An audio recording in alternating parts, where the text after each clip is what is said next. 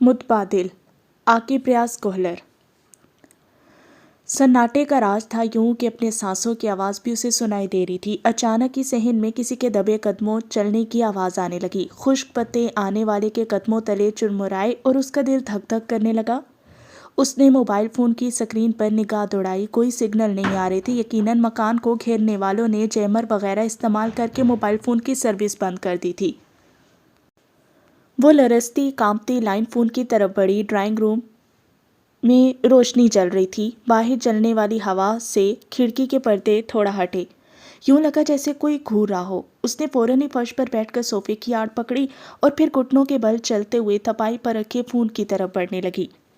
एक धमाका हुआ। कुछ पुख्ता फर्श पर गिरा। शायद कोई गमला था। वो उछल पड़ी थी। चीख रोकने के लिए उसने बेसाख्ता होंठों पर हाथ रख लिया था।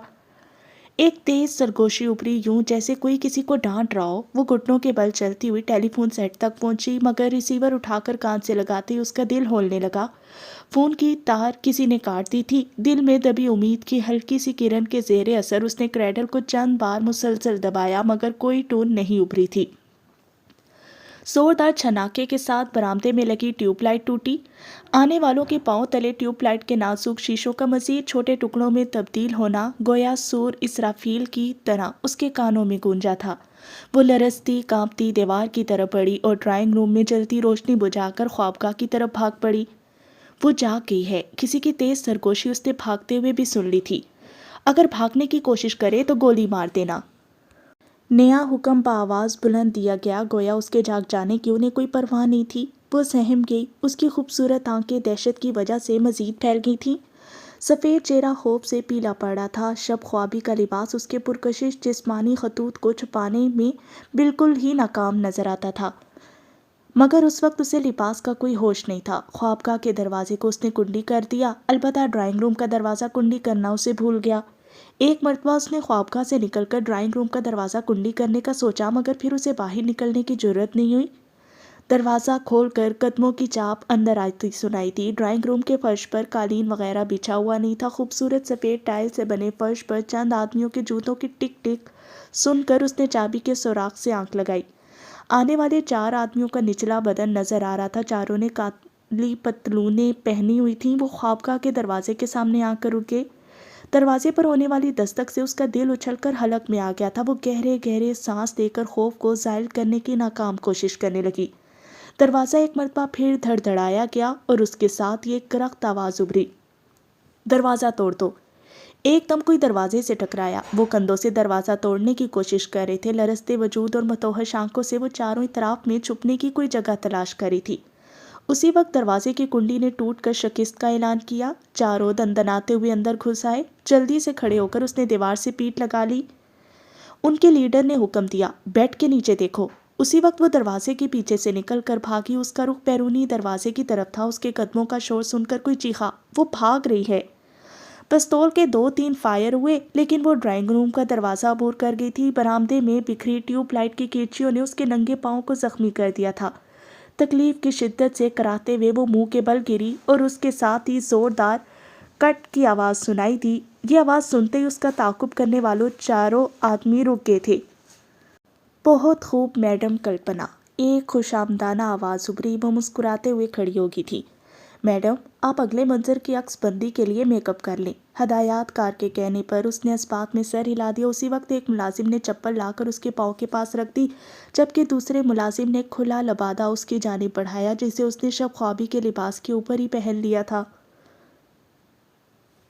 कीमती कार जनरल हॉस्पिटल की पार्किंग में रुकी। काले नकाब में मलबूस लड़की ड्राइव कर रही थी। कार लॉक करके वो अस्पताल की अंदरूनी इमारत की तरफ बढ़ गई। हैंड बैग खोलकर उसने एक नज़र दौड़ाकर किसी चीज़ के होने का यकीन किया और इस्पाती सर हिलाकर बैग दोबारा कंधे से लटका लिया। एमरजेंसी वार्ड से गुजरते हुए उसकी नज़र 5 रोते हुए मर्दों पर पड़ी। तमाम की आंखों में आंसू थे और उन्होंने फर्श पर लेटी हुई एक लड़की के गिर्द घेरा डाला हुआ था। हिजाब पोश लड़की का रुख जनरल वार्ड की तरफ था, लेकिन उन्हें देखकर उसके कदम रुक गए थे। वो बेसाख्ता उनकी तरफ बढ़ी। क्या हुआ? नकाब से झलकती खूबसूरत आंखों की तरह उसकी आवाज़ भी नहायत सुरीली थी। फर्श पर लेटी जवान सा लड़की के चेहरे पर पिलाहट नजर आ रही थी। तमाम की नज़रें उसकी तरफ उठ गई थी। उसका लिबास और پررعب انداز سے بیمار لڑکی کے گرد بیٹھے ہوئے لواحقین کو وہ کوئی اہم شخصیت نظر آئی۔ ایک مرد گلوگیر لہجے میں بولا، ماری بہنا سخت بیمار ہے، ڈاکٹر کہت ہے یہاں علاج نہ ہو سکت ہے۔ ہماری بہن بیمار ہے اور ڈاکٹر کہتے ہیں یہاں اس کا علاج نہیں ہو سکتا، کیوں؟ اس نے حیرانی بھرے لہجے میں پوچھا۔ اس مرد کے لہجے میں عجیب مایوسی بھری تھی۔ سرکار دی مرضی میڈم جی، نقاب پوش لڑکی نے پاس سے گزرتے سفید کوٹ والے ڈاکٹر کو آواز دی۔ ایکسکیوز می سر۔ جی مس۔ وہ اس کی طرف متوجہ ہوا۔ وہ باعتماد لہجے میں پوچھنے لگی، اس لڑکی کو وارڈ میں کیوں داخل نہیں کر رہے ہو؟ یہ دل کی مریضہ ہے مس، اور یہاں پر دل کے مریضوں کے لیے علاج کی سہولت موجود نہیں ہے۔ صبح سے انہیں یہی بتایا گیا ہے مگر ان کی سمجھ میں ہی نہیں آ رہا۔ اس طرح رونے دھونے سے یہاں دل کا وارڈ تو نہیں کھل جائے گا نا؟ یہ کہتے ہی ڈاکٹر آگے بڑھ گیا تھا۔ وہ مردوں کو مخاطب ہوئی، آپ اسے ہارٹ اسپیشلسٹ ہاسپٹل میں لے جائیں نا، وہاں اس کا علاج ہو جائے گا۔ وہ روپے مانگت ہے بیگم صاحب۔ اس لڑکی سے ایک ہی مرد مخاطب تھا، باقی آنکھیں نمکی امید بھری نظروں سے اسے گھورے تھے۔ وہ وہاں مریضوں کی عیادتی کے لیے آیا کرتی، مگر ان مردوں کو روتے دیکھ کر اپنا ارادہ تبدیل کرتے ہوئے بولی، اچھا اپنی بہن کو اٹھا کر میرے ساتھ لے آؤ۔ تھوڑی دیر بعد وہ اس لڑکی کے 2 بھائیوں کو اپنے ساتھ کار میں بٹھا کر گنگا دھر ہارٹ ہاسپٹل کی طرف جا رہی تھی۔ بچی کے 3 بھائی وہیں رکے تھے۔ وہ 5 بھائیوں کی اکلوتی بہن تھی، سب سے چھوٹی اور لاڈلی، مگر اس کے دل کے 2 والو بند تھے۔ اس کی اوپن ہارٹ سرجری ہونے والی تھی۔ وہ غریب اس کے علاج کا خرچہ برداشت نہیں کر سکتے تھے، تبھی خیراتی اسپتال کے ایمرجنسی وارڈ میں بیٹھے رو رہے تھے۔ کوئی گھر اور زمین بھی نہیں تھی، ورنہ ضرور بیچ کر بہن کا علاج کرا لیتے۔ برقع پوش میڈم ان کے لیے رحمت کا فرشتہ ثابت ہوئی تھی۔ گنگا دھر ایک پرائیویٹ اور مہنگا ہاسپٹل تھا۔ ان جیسے لوگوں کو اکیلے تو وہاں کسی نے گھسنے نہیں دینا تھا، لیکن میڈم کی قیمتی کار کو دیکھ کر چوکیدار نے فوراً گیٹ کھول دیا۔ اگلے گھنٹے ڈیڑھ میں ان کی بہن کے مختلف ٹیسٹ شروع ہو گئے تھے۔ ماہر امراض قلب ڈاکٹر کرن مہتا سے برقع پوش میڈم نے تفصیلی بات چیت کی اور ان غریبوں کی بہن کا باقاعدہ علاج شروع ہو گیا۔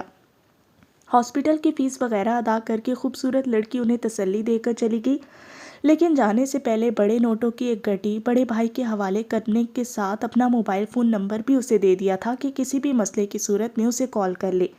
یقیناً وہ ان غریبوں کے لیے رحمت کا فرشتہ ثابت ہوئی تھی۔ کیا؟ اس کے لہجے میں شامل حیرانی غیر متوقع نہیں تھی، مگر جانے کیوں شیکر کو اس کی حیرانی مصنوعی لگی تھی۔ شاید آپ پہلے سے اس کے بارے میں جانتی ہیں، وہ سوال کرنے سے باز نہیں آیا تھا۔ وہ اطمینان سے بولی، نہیں، لیکن یہ ناممکن تو نہیں ہے نا؟ یوں بھی میرا تعلق شوبز سے ہے اور آپ جانتے ہوں گے کہ اس موضوع پر کئی فلمیں بن چکی ہیں۔ مس کلپنا، یقیناً آپ حقیقت اور فلم کے فرق سے اچھی طرح آگاہ ہوں گی، کلپنا نے کہا۔ اچھی طرح، لیکن فلمیں حقیقی زندگی سے متاثر ہو کر ہی بنائی جاتی ہیں۔ اور پھر چونکتے ہوئے پوچھا، ویسے آپ کو یہ کیوں کر لگا کہ میں پہلے سے اس کے بارے میں جانتی ہوں؟ میرا خیال تھا یہ بات سن کر آپ حیرت سے اچھل پڑیں گی۔ شیکر صاحب، جیون کے اتنے رنگ دیکھ چکی ہوں کہ حیران ہونا بھول گیا ہے۔ اسی وقت دروازہ کھول کر سعد اندر داخل ہوا۔ وہ ایک خوبصورت جوان تھا، دراز قامت اور کثرتی بدن کا مالک۔ اسے بھی فلموں میں کام کرنے کی آفر ہوئی تھی، مگر اداکاری اس کے بس سے باہر تھی۔ اسے دل میں چھپے جذبات چھپانا آتا ہی نہیں تھا۔ یہ کام ناممکن دیکھتے ہوئے اس نے آفر ٹھکرا دی تھی۔ شیکر نے کہا، آؤ سعد صاحب بیٹھو، میں میڈم کو اطلاع دینے آیا تھا کہ سیٹ پر ان کا انتظار ہو رہا ہے۔ سعد کا لہجہ مؤدبانہ ہونے کے باوجود اپنی حیثیت کا احساس لیے ہوئے تھا۔ ہاں چلو، کلپنا نے نشست چھوڑ دی۔ مس کلپنا، پھر کیا خیال ہے؟ اسے جانے پر آمادہ دیکھ کر شیکر نے جلدی سے پوچھا۔ کیسا خیال؟ کلپنا کے لہجے میں حیرانی تھی۔ اگر ثانیہ اور آپ کی ملاقات کرائی جائے۔ ثانیہ اس لڑکی کا نام تھا جو کلپنا کی ہم شکل تھی۔ شیکر صاحب، ہم شکل ہونے کا یہ مطلب نہیں کہ وہ میرے برابر ہو گئی ہے۔ میں بالی ووڈ کی نمبر 1 ہیروئن ہوں اور وہ کل ہی ایک اسٹیج شو میں سامنے آئی ہے، میرا اس کا کیا جوڑ؟ آپ تو خفا ہونے لگیں۔ شیکر خود سے مسکرا دیا، مگر کلپنا اس کی بات کا جواب دیے بغیر باہر نکل گئی۔ آپ کی ہم شکل کا کافی چرچا ہو رہا ہے، سعد نے مسکراتے ہوئے کہا تھا۔ گیلری میں لوگوں کی آمد و رفت جاری تھی۔ کلپنا منہ بناتے ہوئے بولی، بقول شیکر میری ہم شکل ہے، کل اسٹیج شو میں اپنے فن کا مظاہرہ کیا ہے۔ سعد نے کہا، میں نے بھی یہی سنا ہے، شاید تھوڑی بہت مشابہت ہوگی جس سے یار لوگ بڑھا چڑھا کر بیان کرتے ہیں۔ کلپنا نے منہ بنایا، کیا کہہ سکتی ہوں، میں نے دیکھی تھوڑی ہے۔ سعد نے کہا، اگر اجازت ہو تو آج اس کے شو کے 2 ٹکٹ منگوا لیتا ہوں۔ ایک لوکل تھیٹر میں ہونے والے ڈرامے کے درمیانی وقفے میں پرفارم کرتی ہے، کہا جا رہا ہے بہت اچھی رقاصہ ہے۔ منگوا لینا، اس نے گویا توہن کرہن اجازت دی۔ ساتھ کے انداز سے واضح نظر آ رہا تھا کہ اس کا کلپنا سے ملازم ہونے کے علاوہ بھی کچھ تعلق تھا، بلکہ اس بارے میں فلم انڈسٹری میں کافی چہم گوئیاں ہو رہی تھی، مگر شوبز سے منسلک لڑکیوں کے لیے یہ باتیں روزمرہ کا حصہ ہوتی ہیں، اس لیے کلپنا نے اس بارے میں کبھی سر درد نہیں لیا تھا۔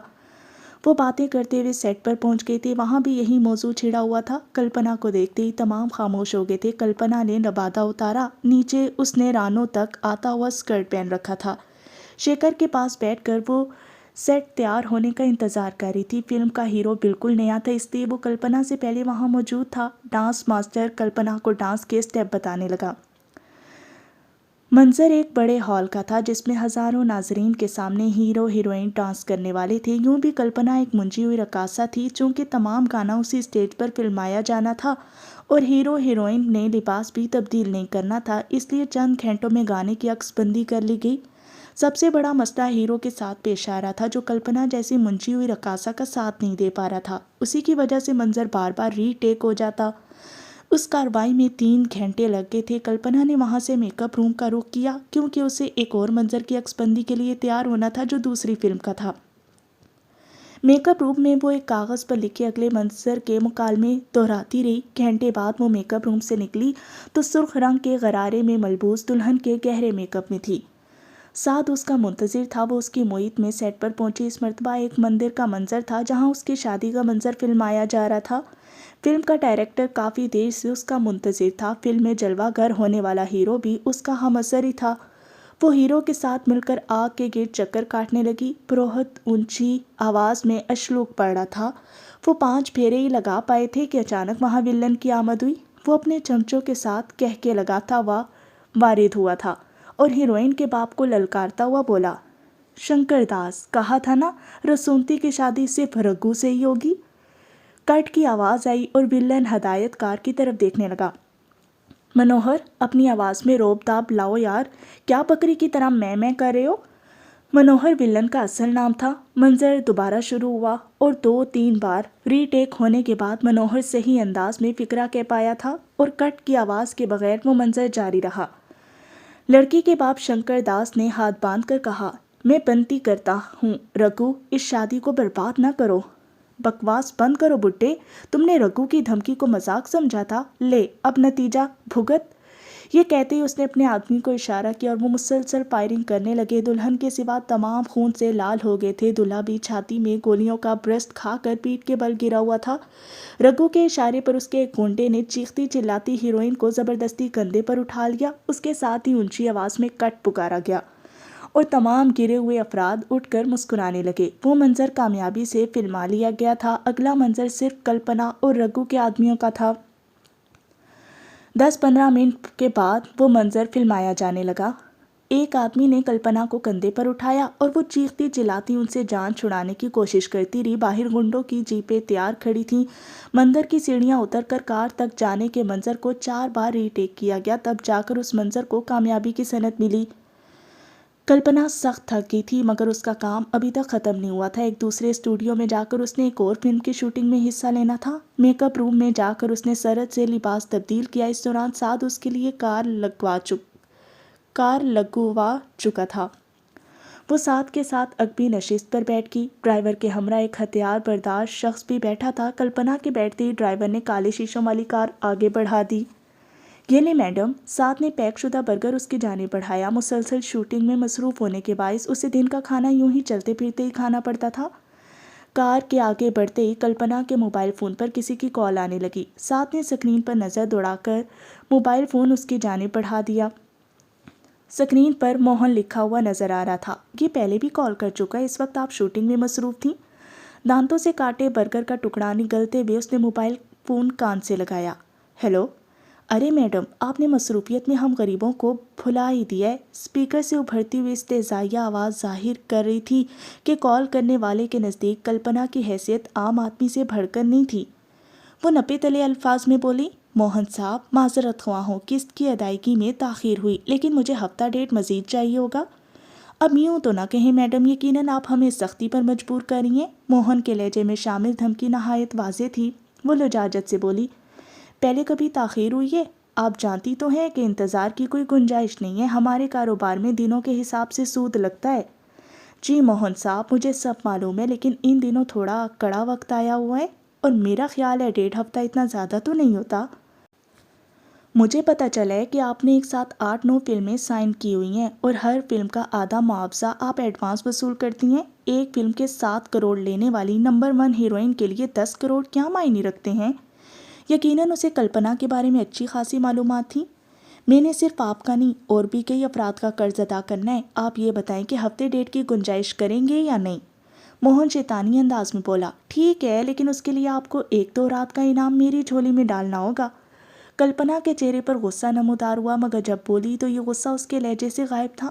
موہن صاحب، معذرت کے ساتھ کہوں گی کہ میں ایسی ویسی لڑکی نہیں ہوں۔ کوئی بات نہیں، موہن اطمینان بھرے لہجے میں بولا۔ 10 کروڑ کی قسط ہے جس پر روزانہ کے حساب سے 10 لاکھ سود ادا کرنا ہوگا۔ کلپنا نے گہرا سانس لیتے ہوئے بے ساختہ آنے والے غصے کو برداشت کیا۔ آپ زیادتی کر رہے ہیں سر، وہ ترکی بترکی بولا۔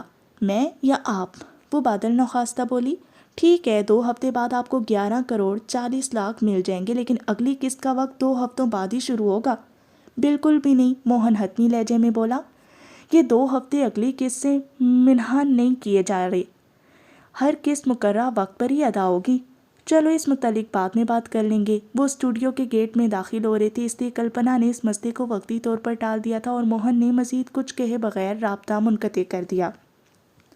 ڈرائیور کار پارکنگ کی طرف لے گیا، ساتھ کلپنا کو مخاطب ہوا۔ میڈم، اس ڈانسر کے شو کی 2 ٹکٹ منگوا لی ہیں۔ اوپر نیچے سر ہلاتی وہ کار سے باہر نکلی۔ ادھ کھایا برگر اس نے وہیں سیٹ پر ہی چھوڑ دیا تھا۔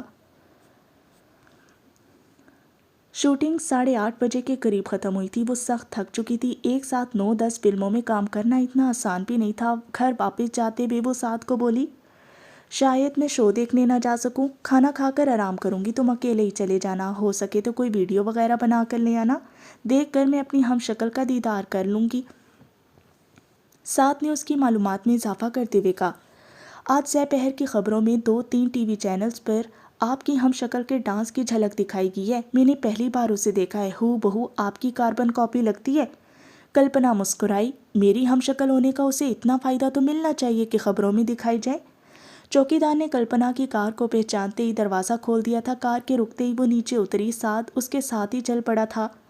ڈرائنگ روم سے گزر کر خوابگاہ کی طرف بڑھتے ہوئے سعد نے کہا، منوہر پروڈکشن، گنگا جی انٹرٹینمنٹ اور اسکائی لائن پکچرز کی طرف سے فلموں کی آفر ہوئی ہے۔ اگلے ہفتے میں 1-2 روز کے فرق کے ساتھ تینوں فلموں کا مہورت ہے۔ وہ بغیر سوچے اطمینان سے بولی، تینوں فلمیں سائن کر لو۔ سعد متعرض ہوا، یوں ہی کہانی پڑھے بغیر؟ کل سکرپٹ منگوا کر دیکھ لو، اگر سیکس وغیرہ کے مناظر کی زیادہ ڈیمانڈ ہو تو معاوضہ بڑھا دینا، مناظر پر اعتراض نہ کرنا اور ایڈوانس کے لیے 60 کے بجائے 70% پر زور دینا۔ آپ کا شیڈول پہلے ہی بہت سخت ہے، مزید 3 فلموں کی گنجائش نکالنا بہت دشوار ہوگا۔ وہ خوابگاہ میں داخل ہو چکے تھے۔ سعد کے لہجے میں بھی کسی ملازم کے بجائے چاہنے والے کسی فکر تھی۔ وہ ایک مڑتے ہوئے اس کی باہوں میں جھول گئی۔ کیا کروں سعدی، آخر ماضی کی غلطیوں کو بھی سدھارنا ہوگا۔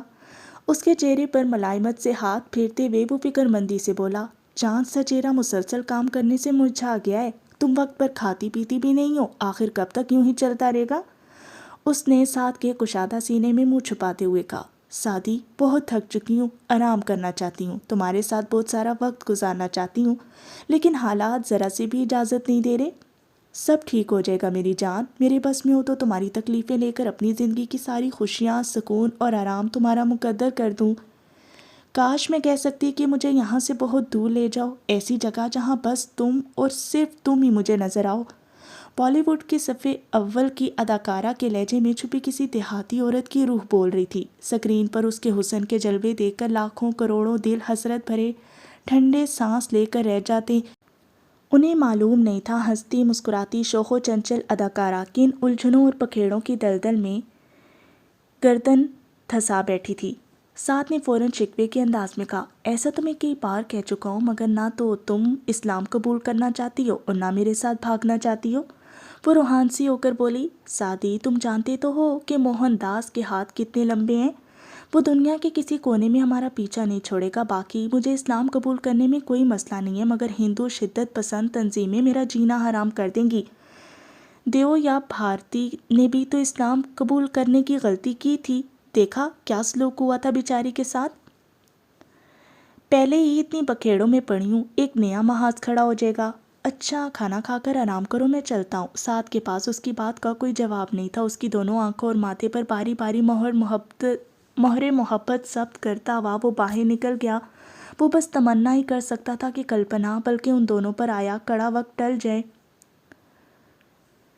گنیش جی، ڈرامہ کمپنی کے تھیٹر ہال میں تل دھرنے کو جگہ نہیں تھی۔ شاید پورا ممبئی شہر ہی امڈ آیا تھا، اور اس کی وجہ گنیش جی پروڈکشن کا مزاحیہ ڈرامہ نہیں، ڈرامے کے انٹرول میں دکھایا جانے والا رقص تھا۔ مست گانوں کی دھن پر تھرکنے والی ثانیہ جمیل نہ صرف انڈین انڈسٹری کی نمبر 1 ہیروئن کلپنا اگنی ہوتری کی ہم شکل تھی، بلکہ اس کی طرح ماہر رقاصہ بھی تھی۔ کافی لوگ تو اسے کلپنا سے بھی اچھی رقاصہ مان رہے تھے۔ البتہ اس سے بات چیت کرنے والوں کا کہنا تھا کہ بول چال میں ثانیہ جمیل مار کھا گئی، کیونکہ اس کا لہجہ بالکل گواروں کا سا تھا۔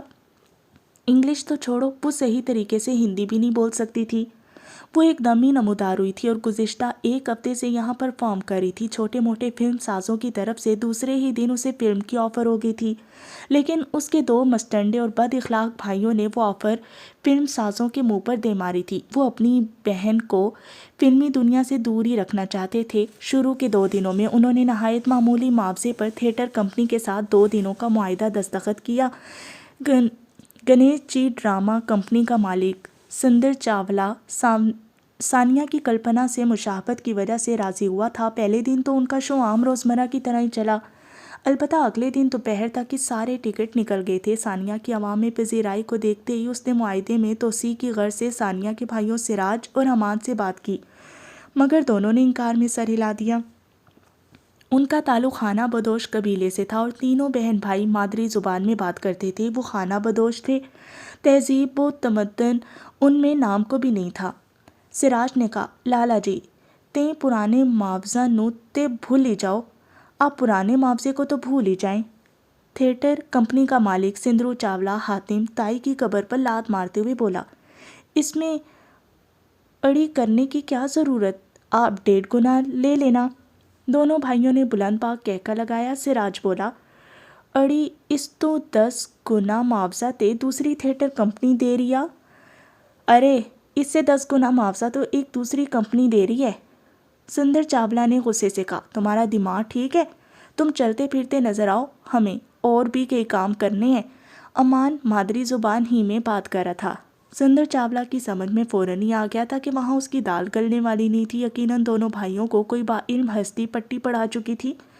کلپنا جیسی نمبر 1 ہیروئن کی ہم شکل چند ہزار پر رقص کے جلوے نہیں بکھیر سکتی تھی۔ اس نے فوراً ہی لہجہ تبدیل کیا، آپ لوگ تو ناراضی ہونے لگے ہیں، ابھی تک ہماری بات مکمل نہیں ہوئی۔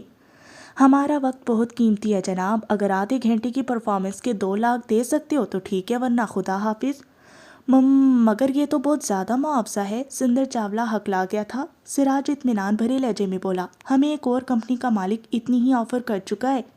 دیکھیں 2 لاکھ بہت زیادہ، ایسا کرتے آدھے گھنٹے کے آپ کو 1 لاکھ دے دیا کروں گا، اس سے زیادہ معاوضہ دینا میرے بس سے باہر ہے۔ اچانک سراج کے موبائل فون کی گھنٹی بجی۔ کال وصول کرتے ہوئے اس نے موبائل فون کان سے لگایا۔ ہیلو۔ دوسری طرف کی بات سن کر اس نے کہا، ہاں جی میں سراج جمیل بول رہا ہوں، ثانیہ میری چھوٹی بہن ہے۔ چند لمحے دوسرے کی باتیں سننے کے بعد اس نے کہا، سندر صاحب کو معاہدہ ختم ہونے کا بتا کر میں آپ کو مطلع کرتا ہوں۔ رابطہ منقطع کر کے وہ امان کی طرف متوجہ ہوا۔ ممبئی فن سیوک ڈرامہ کمپنی کا مالک پرتاپ سنگھ بات کر رہا تھا، آدھے گھنٹے کا 2.5 لاکھ بتا رہا ہے۔ امان کے کچھ کہنے سے پہلے سندر چاولہ جلدی سے بولا، اچھا ٹھیک ہے، آدھے گھنٹے کے 2 لاکھ روپے طے ہو گئے۔ دونوں بھائیوں کے منہ سے کہکا ابل پڑا۔ امان بھائی کو مخاطب ہوا، پرتاپ سنگھ کو ہاں کر دو، ان تلوں میں تیل نہیں ہے۔ ٹھیک ہے بھائی۔ سراج نے موبائل فون اٹھایا، مگر اس کے نمبر ڈائل کرنے سے پہلے سندر چاولہ ہار مانتے ہوئے مرے مرے لہجے میں بولا، ٹھیک میں 2.5 لاکھ دے دیا کروں گا۔ دستخط کرواتے وقت اس نے 6 ماہ کا معاہدہ طے کرنا چاہا تھا، لیکن دونوں بھائی بڑی مشکل سے 1 ماہ پر راضی ہوئے۔ سندر چاولہ نے اسی دن نہ صرف ٹکٹ کی قیمت میں اضافہ کر دیا تھا بلکہ ہال میں مزید 100-150 کرسیاں بھی لگا دی تھی۔ اس کے باوجود ہال میں مزید لوگوں کے آنے کی گنجائش نہیں رہی تھی۔ درجنوں آدمی تو کرسی نہ ملنے کے سبب ہال کی دیواروں کے ساتھ لگے کھڑے تھے۔ تمام بیزاری اور کوفت بھرے انداز میں سستے فنکاروں کے بوگس مکالمے سن رہے تھے۔ انہیں شدت سے ثانیہ جمیل کا انتظار تھا۔ سعد بھی اس وقت تھیٹر ہال میں موجود تھا۔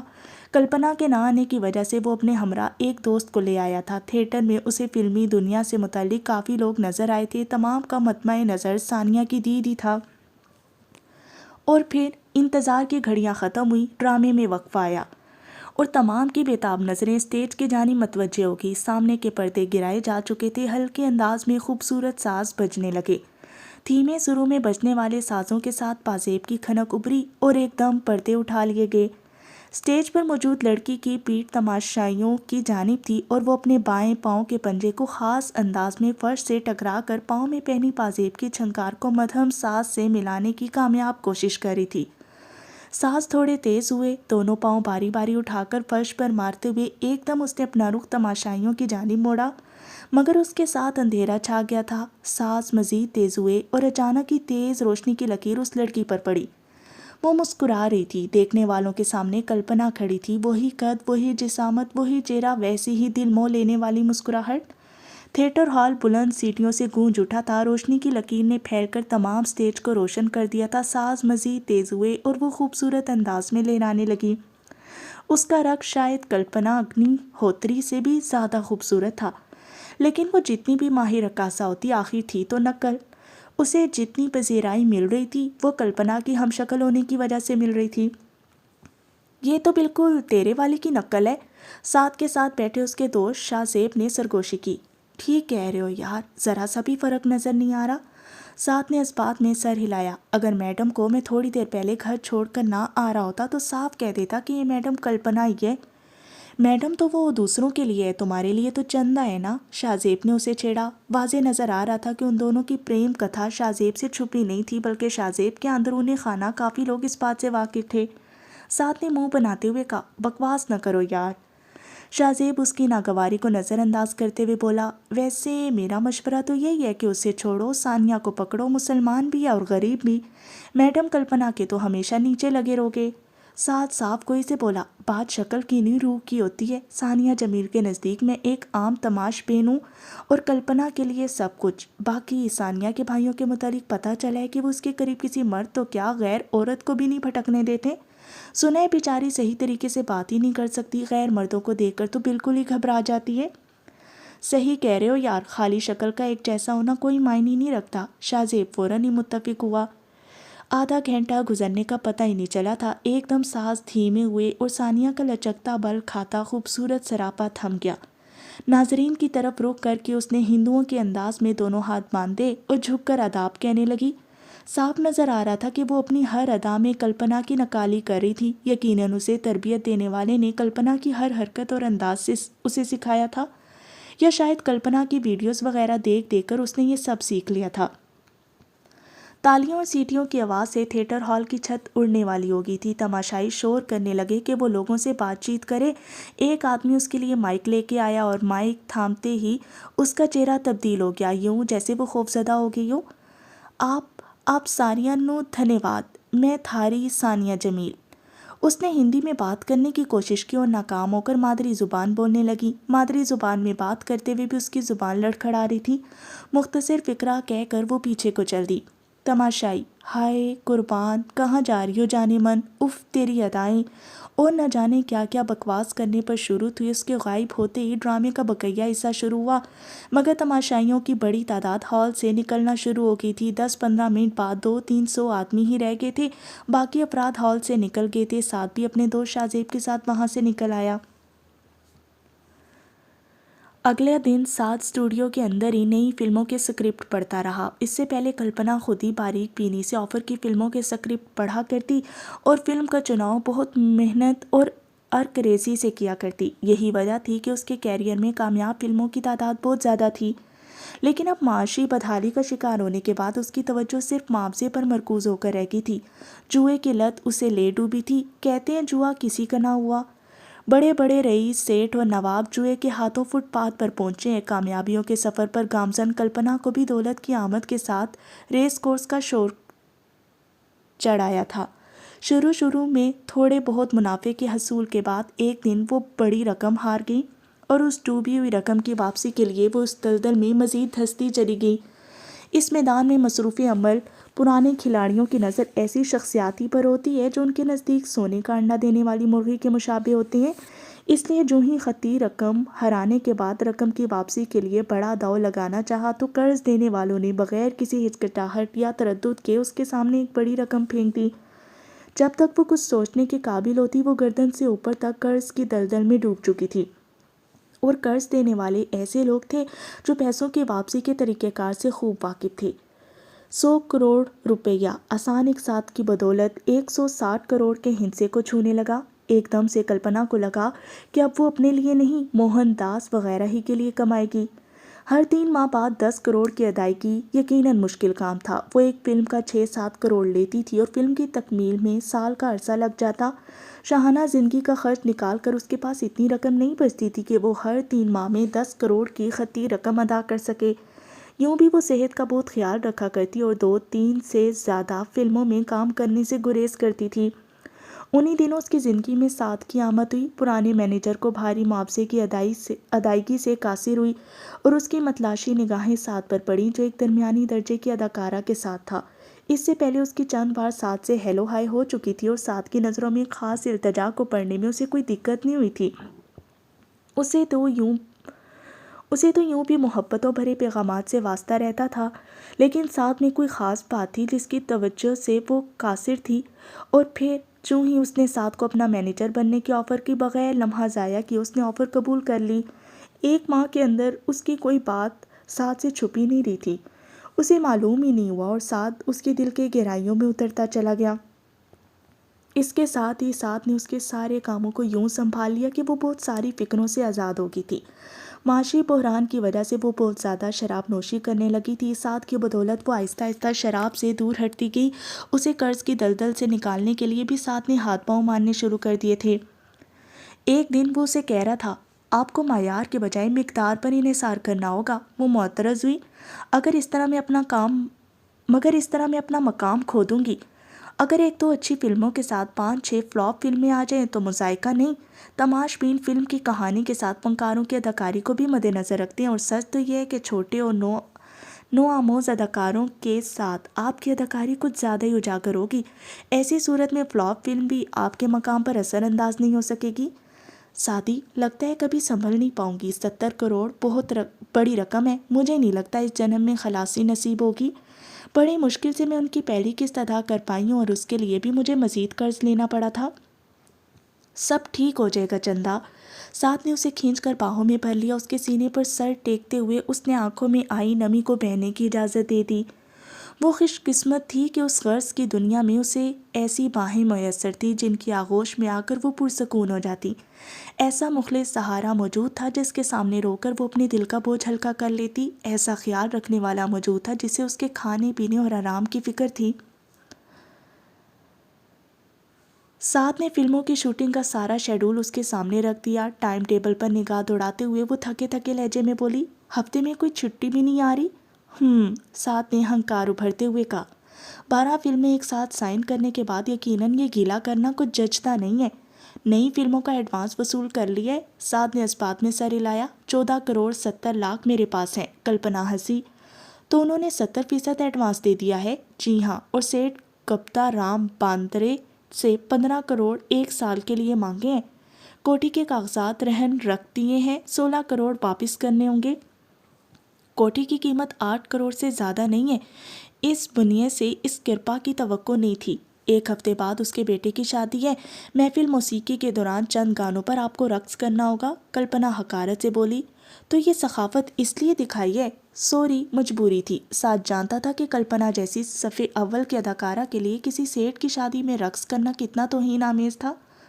مجموعی طور پر کتنی رقم اکٹھی ہوئی ہے؟ کلپنا نے اس کی معذرت پر کوئی رد عمل ظاہر نہیں کیا۔ سعد نے کہا، 30 کروڑ سے کچھ اوپر ہی ہے۔ اگر کسی طرح مزید 70 کروڑ پیدا ہو جائیں تو موہن داس سے ہمیشہ کے لیے جان چھوٹ جائے گی۔ یکمشت 100 کروڑ کی ادائیگی سے بقیہ سود ختم ہو جائے گا۔ سعد دھیمے لہجے میں بولا، میرے گھر کا 2 کروڑ مل رہا ہے، فائدہ نظر نہیں آ رہا۔ کلپنا نے نفی میں سر ہلایا۔ تمہارے زیورات؟ کلپنا نے مایوسی سے کہا، 3-4 کروڑ سے زیادہ کے نہیں ہیں۔ میری سمجھ میں یہ نہیں آ رہا کہ ایک قرض چکانے کے لیے تم مزید قرض کیوں لے رہی ہو؟ آخر دوسروں کو بھی تو قرض واپس کرنا ہوگا۔ سعدی موہن داس نے 100 کروڑ پر 4 سال کی مہلت دے کر 60% منافع وصول کر رہا ہے، اور یہ مہلت بھی ایسی ہے کہ ہر 3 ماہ بعد 10 کروڑ ادا کرنے ہوں گے، جبکہ سیٹھ گپتا رام باندرے نے 15 کروڑ پر 1 سال کے لیے صرف 7% منافع طلب کیا ہے، اور رقم کی واپسی بھی 1 سال بعد ہونا ہے۔ اور جانتے ہو موہن داس نے کیا دھمکی دی ہے کہ اگر میں نے مقررہ عرصے کے اندر مطلوبہ رقم واپس نہ کی تو مجھے سال بھر ان کے لیے کام کرنا پڑے گا۔ کیسا کام؟ دن کو جو چاہے کروں، مگر رات کو جہاں وہ بھیجے گا مجھے جانا پڑے گا۔ وہ کمینہ مجھے پہلے بھی یہ آفر کر چکا ہے، اور اگر میں رقم واپس نہیں کرنا چاہتی تو کوئی بات نہیں، لیکن بدلے میں مجھے 2 سال اس کے اشاروں پر چلنا پڑے گا۔ سعد کے چہرے پر غصہ نمودار ہوا، مگر اس نے کچھ کہنے سے گریز کیا تھا۔ 2-3 لمحوں کے بعد اس نے زبان کھولی۔ 3 کروڑ کے زیورات، 2 کروڑ کا میرا مکان، 31 کروڑ میرے پاس موجود ہیں۔ اب بھی ہم ہدف سے بہت دور ہیں۔ کلپنا نے لقمہ دیا۔ میرا خیال ہے اس شیڈول میں 2 فلموں کی گنجائش نکل آئے گی۔ اپنی حالت دیکھی ہے؟ سعد نے اسے ڈانٹا۔ ہیپاٹائٹس کی مریض لگ رہی ہو تو کیا کروں؟ وہ غصے سے چیخ پڑی تھی۔ اپنی عزت نیلام کر دوں؟ کسی فاحشہ کی طرح روزانہ نئے مرد کا پہلو گرم کرتی رہوں؟ سعد نے اسے ملامتی نظروں سے گھورا، مگر کچھ کہنے سے گریز کیا۔ کلپنا نے ایک دم اپنا سر تھاما اور پھر نادم لہجے میں بولی، سوری سعدی، میری سمجھ میں کچھ نہیں آ رہا۔ سعد نے اس کا ملائم ہاتھ تھاما اور چاہت بھرے لہجے میں بولا، چندہ کیوں ہلکان ہوتی ہے؟ وہ کہہ دیا نا سب کچھ ٹھیک ہو جائے گا۔ ابھی تک ہفتہ ہے ہمارے پاس، اور اس وقت تک کچھ نہ کچھ بندوبست ہو جائے گا۔ یہ کہتے ہوئے وہ اپنے چہرے سے تفکرات کی پرچھائیاں دور نہیں کر سکا تھا۔ کلپنا پھیکے انداز میں مسکرائی۔ کسے دھوکہ دے رہے ہو؟ سعد نے مایوسی سے سر جھکا لیا۔ اس نے موضوع تبدیل کرتے ہوئے پوچھا، کیا دھرم تبدیل کے بغیر میں آپ کی پتنی نہیں بن سکتی؟ نہیں، سعد نے نفی میں سر ہلا دیا۔ کلپنا کو دل کی گہرائیوں سے چاہنے کے باوجود وہ یہ قدم نہیں اٹھا سکتا تھا۔ کلپنا تلخ ہوتے ہوئے بولی، تمہیں میری شکل ہی پیاری لگتی ہے نا، اور وہ خانہ بدوش رقاصہ میری ہم شکل بھی ہے اور تمہاری ہم مذہب بھی۔ میرا خیال ہے اسی کو اپنا لو۔ سعد ترکی بترکی بولا، اگر بات صورت کی ہو تو تم سے کی خوبصورت بھی مل جائیں گی۔ کلپنا کھلکھلا کر ہنسی۔ سچ کہوں سعدی، اگر مجھے کچھ ہو گیا تو تمہیں میرا نعم البدل مل جائے گا، البتہ تمہیں کچھ ہو گیا تو میں جیتے جی مر جاؤں گی۔ بکواس نہ کیا کرو، سعد نے اس کا ملائم ہاتھ ہونٹوں سے لگاتے ہوئے ڈانٹا۔ سعدی میں مسلمان بن جاؤں گی، مگر اپنا اسلام کسی پر ظاہر نہیں کروں گی۔ آخر اسے یہی تجویز سوجی تھی۔ سعد نے دھیرے سے سر ہلا دیا تھا۔ رات آدھی سے زیادہ گزر چکی تھی۔ بمبئی کی سڑکوں اور ہوٹلوں میں زندگی اسی رفتار سے جاری و ساری تھی جیسے کہ دن کے وقت ہوتی ہے، البتہ رہائشی کالونیوں اور گھروں میں صرف حفاظتی بتیاں روشن تھیں۔ سفید رنگ کی سوزوکی وین ایک کوٹھی کے عقبی دروازے پر آ کر رکی۔ اس میں ڈرائیور کے علاوہ 4 افراد سوار تھے۔ چاروں نیچے اترے۔ انہوں نے چہرے پر کالے نقابوں سے ڈھانپے ہوئے تھے۔ ڈرائیور نے باہر نکلنے کی کوشش نہیں کی۔ ایک نقاب پوش نے سائلنسر لگے پستول کا رخ کھمبے سے لٹکتی اسٹریٹ لائٹ کی طرف کیا۔ ہلکی سی ٹھک کے ساتھ ہی بتی کا شیشہ چھناکے سے ٹوٹ گیا تھا۔ گلی میں چھایا ملگجا اجالا اندھیرے میں تبدیل ہو گیا۔ بتی کے ٹوٹتے ہی 2 آدمیوں نے ہاتھ ملا کر پکڑے، جبکہ تیسرا پاؤں ان کے ہاتھوں پر رکھ کر اوپر ہوا، اور اگلے ہی لمحے وہ کوٹھی کی اونچی دیوار پر لیٹا تھا۔ چوتھا آدمی بھی تیسرے کی تقلید میں اوپر پہنچا، اور پھر دونوں نے مل کر نیچے والوں کو بھی اوپر کھینچ لیا۔ چاروں ایک ساتھ نیچے لٹکے اور کوٹھی کے اندر کود کے سارا کام وہ خاموشی سے کر رہے تھے۔ معلوم یہی ہوتا تھا کہ وہ مکمل منصوبہ بنا کر ہی پہنچے تھے، اور ہر ایک کو اپنا کام اچھی طرح معلوم تھا۔ 2-2 کی ٹولیوں میں وہ دائیں بائیں سے اندرونی عمارت کا چکر کاٹتے ہوئے سامنے پہنچے۔ کوٹھی کے دائیں جانب ملازموں کے کوارٹر موجود تھے۔ اس طرف جانے والے دونوں افراد نے ملازموں کے کوارٹرز کو باہر سے کنڈی کیا اور آگے بڑھ گئے۔ کوٹھی کے سامنے نمودار ہوتے ہی انہیں چوکیدار داخلی دروازے کے ساتھ سٹول پر بیٹھا ہوا نظر آیا۔ اس کا ہتھیار 2-3 قدم دور دیوار کے سہارے کھڑا تھا۔ دائیں جانب والے دونوں افراد نے آنکھوں ہی آنکھوں میں ایک دوسرے کو اشارہ کیا اور ایک دم چوکیدار کی طرف دوڑ پڑے۔ وہ کاہل انداز میں بیٹھا نیند کو بھگانے کی کوشش کر رہا تھا۔ دوڑتے قدموں کی آواز سنتے ہی اس نے ہڑبڑا کر ہتھیار کی طرف بڑھنے کی کوشش کی، مگر اس وقت تک دونوں نقاب پوش اس کے سر پر پہنچ گئے تھے۔ بغیر لمحہ ضائع کیے ایک نقاب پوش نے ہاتھ میں پکڑے پستول کا دستہ پوری قوت سے چوکیدار کے سر پر دے مارا۔ وہ اوہ کی آواز کے ساتھ زمین پر ڈھیر ہو گیا تھا۔ ایک نقاب پوش نے جیب سے باریک ریشمی رسی نکال کر اس کے ہاتھ پاؤں باندھ دیے۔ داخلی دروازے کے ساتھ ایک چھوٹا سا کمرہ بنا تھا۔ چوکیدار کو اسی کمرے میں پھینک کر انہوں نے دروازہ باہر سے کنڈی کیا اور اندرونی عمارت کی طرف بڑھ گئے۔ اس کے دونوں ساتھی پہلے ہی اندر داخل ہو گئے تھے۔ ڈرائنگ روم میں کھڑے ہو کر انہوں نے چاروں اطراف کا جائزہ لیا۔ اس دوران ایک نقاب پوش نے مخصوص کمرے کی جانب اشارہ کیا اور تمام اس طرف بڑھ گئے۔ آہستہ سے دھکا دینے پر انہیں دروازہ اندر سے بند ملا تھا۔ نسبتاً لمبے نقاب پوش نے ایک درمیانے قد والے کو آگے آنے کا اشارہ کیا۔ سر ہلاتے اس نے جیب سے ایک مڑی توڑی تار نکالی اور تالے کے سوراخ میں ڈال کر مخصوص انداز میں چکر دے کر اس نے لاک کھول دیا۔ اس کی کارروائی ختم ہوتے ہی لمبے نقاب پوش نے دو آدمیوں کو وہیں ٹھہرنے کا اشارہ کیا اور خود تیسرے کے ساتھ دروازے کو دھکیلتے ہوئے اندر داخل ہو گیا۔ باہر والے دونوں افراد دیوار سے ٹیک لگا کر کھڑے ہو گئے تھے۔ اچانک ان میں سے ایک کی نظر ڈرائنگ روم میں لگے سی سی ٹی وی کیمرے پر پڑی۔ اس نے فوراً ہی اپنے ساتھی کو اس طرف متوجہ کیا۔ اسی وقت خوابگاہ کے اندر سے کسی عورت کے چلانے کی آواز آئی۔ نیند سے جاگنے پر وہ گھبرا کر چیخ اٹھی تھی۔ چٹاخ کی آواز ابھری جو کسی کو تھپڑ لگنے کا اعلان کر رہی تھی۔ اس کے ساتھ بھاری آواز میں اسے خاموش رہنے کا کہا گیا اور پھر اس عورت سے تجوری لاک کوڈ پوچھا جانے لگا۔ بھگوان کے لیے ایسا نہ کرو، عورت گڑ گڑائی۔ بنتی کرتی ہوں، میں برباد ہو جاؤں گی، بکواس بند کرو۔ ایک اور تھپڑ مارنے کی آواز ابھری۔ عورت شاید تھپڑ کھا کر نیچے گر گئی تھی۔ باہر والے دونوں افراد اس شور سے بے پرواہ خفیہ کیمرے کی طرف متوجہ ہو گئے تھے۔ اسی وقت خوابگاہ کے اندر سے عورت کی حیرانی میں ڈوبی آواز ابھری، تم؟ اس نے شاید اندر موجود کسی کو پہچان لیا تھا۔ باہر موجود نقاب پوشوں میں سے ایک نے ہاتھ میں پکڑا سائلنسر لگا پستول سیدھا کرتے ہوئے ٹریگر دبایا اور خفیہ کیمرہ ٹکڑوں میں تبدیل ہو کر نیچے گر گیا۔ خوابگاہ کے دروازے کے اوپر چھت میں لٹکے فانوس کے ساتھ بھی ایک کیمرہ نظر آ رہا تھا۔ پہلی مرتبہ گولی چلانے والے نے دوسری گولی چلا کر اس کیمرے کو بھی تباہ کر دیا تھا۔ خوابگاہ کے اندر عورت انہیں دھمکا رہی تھی کہ وہ انہیں چھوڑے گی نہیں، شاید وہ اسے تشدد کا نشانہ بنا کر تجوری کھول چکے تھے۔ عورت کا ویویلا بلند ہوا اور سائلنسر لگے پستول سے نکلنے والی ٹھک کی آواز نے اسے ہمیشہ کے لیے چپ کرا دیا تھا۔ اگلے 5 منٹ میں دونوں نقاب پوش باہر نکل آئے تھے۔ دونوں نے مل کر کالے رنگ کے ایک بڑے بیگ کو اٹھایا ہوا تھا۔ لمبے قد والے نقاب پوش نے باہر کھڑے ہوئے دونوں افراد کو کہا، کمرے کو آگ لگا دو، میں کوئی سراغ باقی نہیں چھوڑنا چاہتا۔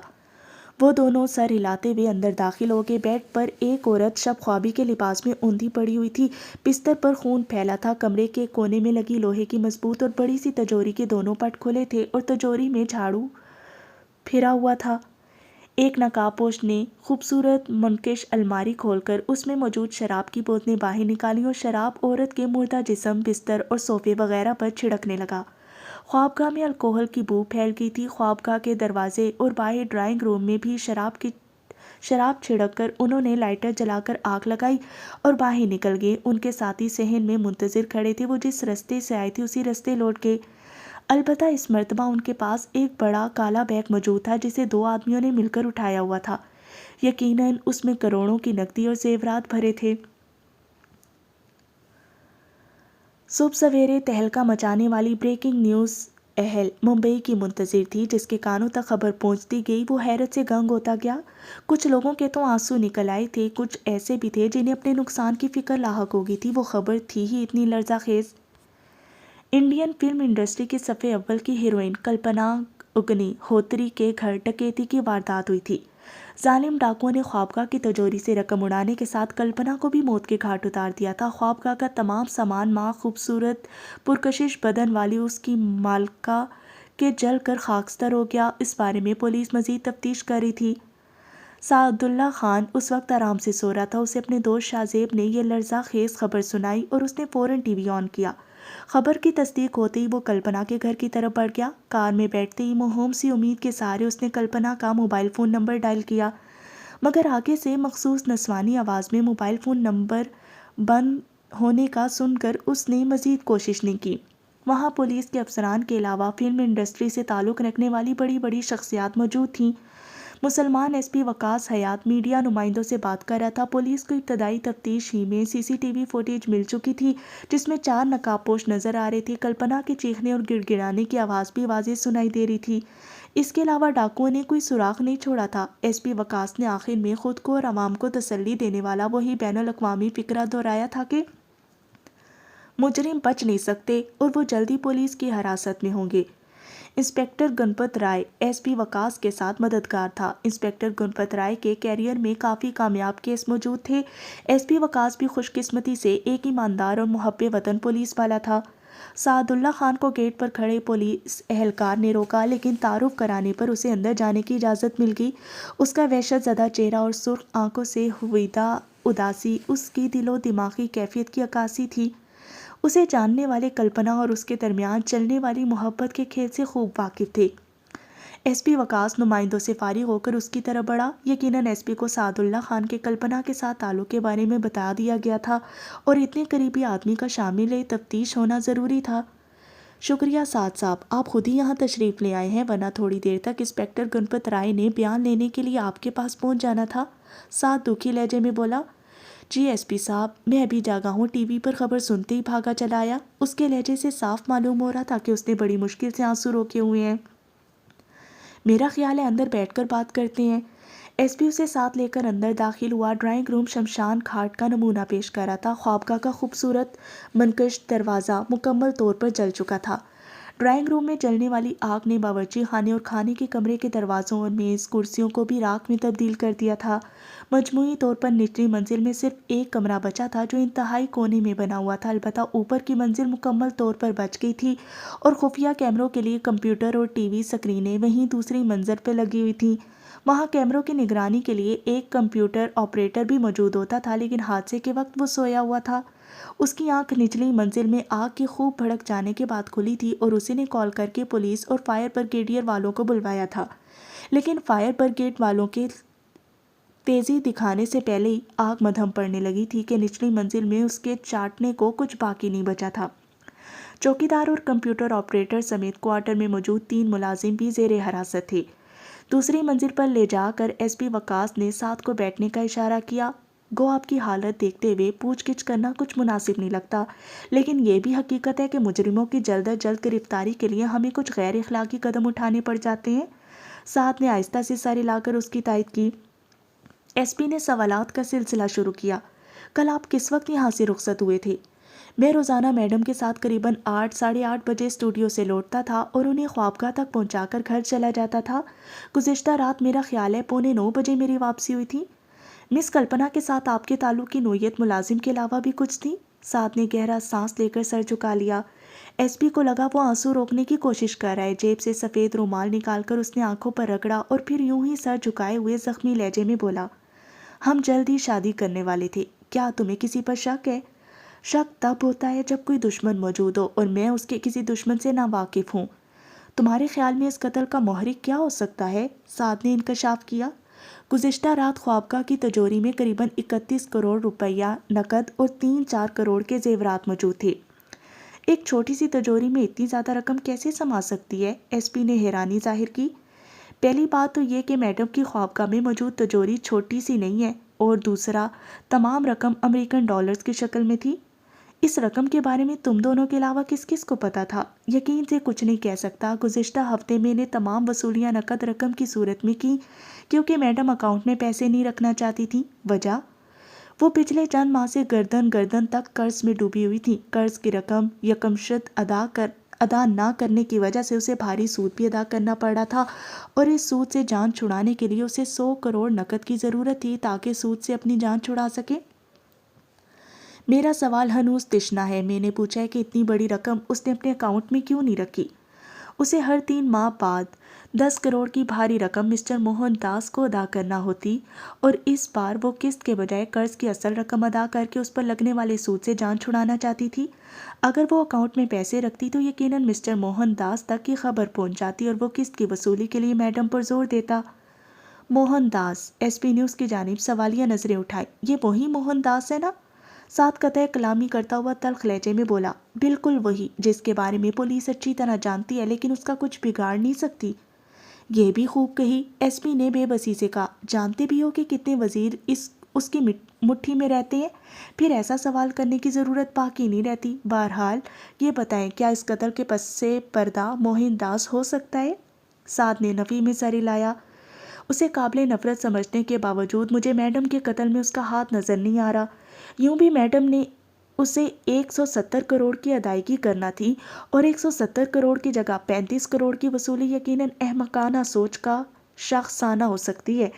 البتہ قتل کے بجائے خالی ڈکیتی کا کیس ہوتا تو ایسا سمجھا جا سکتا تھا۔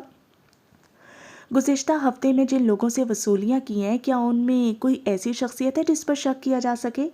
سیٹھ گپتا رام باندرے سے 15 کروڑ کی رقم کوٹھی کے کاغذات رہن رکھ کر وصول کی تھی۔ اس کے علاوہ 3 نئی فلموں کا ایڈوانس لیے جانے والی رقم تھی۔ رقم دینے والوں میں کوئی بھی ایسا نہیں ہے جس پر شک کیا جا سکے۔ ملازموں میں سے کوئی ایسا جس کا کردار مشکوک ہو؟ کچھ کہہ نہیں سکتا، ایس پی نے معنی خیز انداز میں کہا۔ ویڈیو میں میڈم کلپنا کی جو آخری آواز سنائی دی، اس سے لگتا ہے کہ خوابگاہ میں داخل ہونے والے 2 نقاب پوشوں میں سے ایک کو تو وہ اچھی طرح جانتی تھی، اور اس کے قتل کے پس پردہ بھی یہی وجہ ہے۔ سعد کے چہرے پر پھیکی مسکراہٹ نمودار ہوئی۔ جانتا ہوں، اس کیس میں سب سے زیادہ مشکوک میری ذات ہے، کیونکہ میرے علم کے مطابق اس رقم کے بارے میں ہم دونوں کے علاوہ کوئی نہیں جانتا تھا۔ ایس پی کا انداز اسے تسلی دینے والا تھا۔ ایک بات تمہارے حق میں جاتی ہے کہ ویڈیو میں نظر آنے والے 4 نقاب پوشوں میں کوئی بھی جسامت میں تم سے مشابہ نہیں ہے۔ اس مرتبہ سعد خاموش رہا تھا۔ اس کے بعد بھی ایس پی نے سوالات کا سلسلہ جاری رکھا تھا۔ آخر میں وہ کہہ رہا تھا، ٹھیک ہے سعد صاحب، ضرورت پڑنے پر آپ کو دوبارہ بھی زحمت دوں گا، اور سعد اسپات میں سر ہلاتے ہوئے وہاں سے نکل آیا۔ کلپنا اگنی ہوتری کی موت کی خبر آخر باسی ہو گئی تھی۔ پولیس شروع میں تو تندہی سے اس کے قاتلوں کی تلاش میں سرگرداں رہی، لیکن جلدی پولیس کو ہار ماننا پڑی۔ ملازموں نے انہیں کوئی بھی کام کی خبر معلوم نہیں ہو سکی، اور نہ کسی ملازم کا مجرموں سے تعلق وغیرہ ثابت ہوا تھا۔ سعد اللہ خان کو ایس پی وقاص نے کافی بار تھانے بلا کر گھما پھرا کر اس سے کچھ معلوم کرنے کی کوشش کی، مگر اس واردات میں سعد اللہ کی براہ راست ملوث ہونے کا کوئی ٹھوس تو کیا عام ثبوت بھی نہیں مل سکا تھا۔ تفتیش کا دائرہ بڑھاتے ہوئے ایس پی نے کلپنا کی ہمشکل ثانیہ جمیل اور اس کے بھائیوں سے بھی پوچھ گچھ کی، مگر ان کی ذہنی سطح دیکھتے ہوئے ایس پی نے انہیں دوبارہ بلانے کی ضرورت ہی محسوس نہیں کی تھی۔ ثانیہ بیچاری تو مادری زبان کے علاوہ بات ہی نہیں کر سکتی تھی۔ اس کے پاس سب سے بڑا سراغ سی سی ٹی وی فوٹیج اور ایک ڈاکو کے بھاری آواز میں کہے ہوئے 2-3 فقرے تھے۔ یقیناً کسی کو جسامت کے بلبوتے پر پہچاننا ناممکن ہے، کیوں کروڑوں کی آبادی میں ہزاروں لاکھوں لوگ ایک سی جسامت کے مل جاتے ہیں۔ اسی طرح آواز سے بھی تبھی پہچان ہو سکتی ہے جب بولنے والے کو انسان پہلے سے جانتا ہو۔ یہ بھی ممکن تھا کہ بولنے والا آواز تبدیل کے بعد کر رہا ہو۔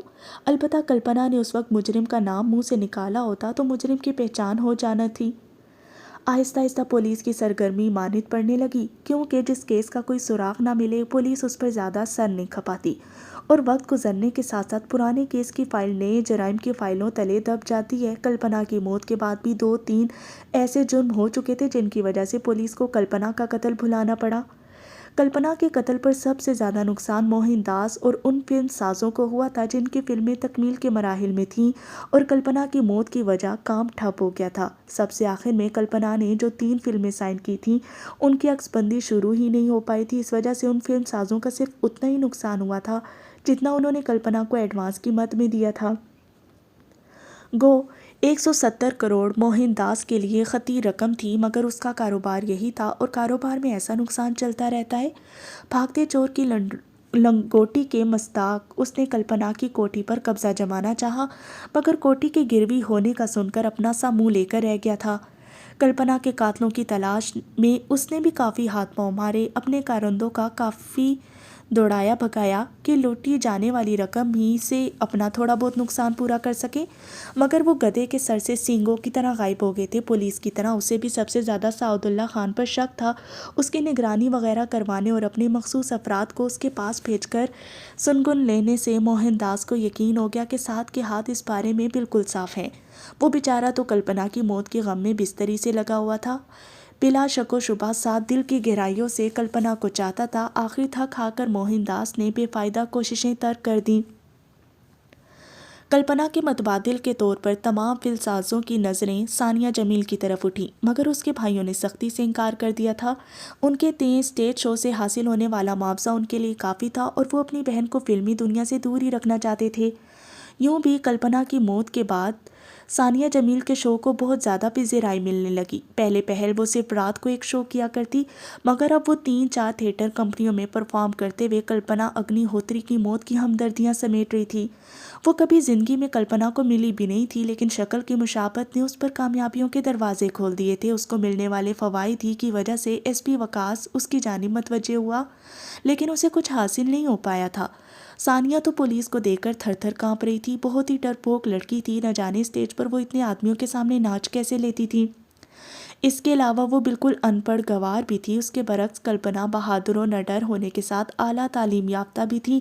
انگریزی پر تو اسے اہل زبان کی طرح عبور تھا، ہندی بھی فصاحت سے بولتی۔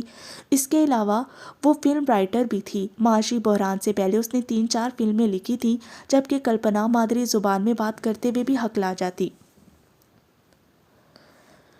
کب تک اس کے غم میں صاحب فراش رہوگے؟ شاہ زیب سعد کی خوابگاہ میں بیٹھا مستبصر تھا۔ سعد اللہ خان حسب معمول بستر میں گھسا تھا۔ کافی جاننے والے اور دوست احباب اس کے پاس کلپنا کی موت کی تعزیت کرنے آئے تھے۔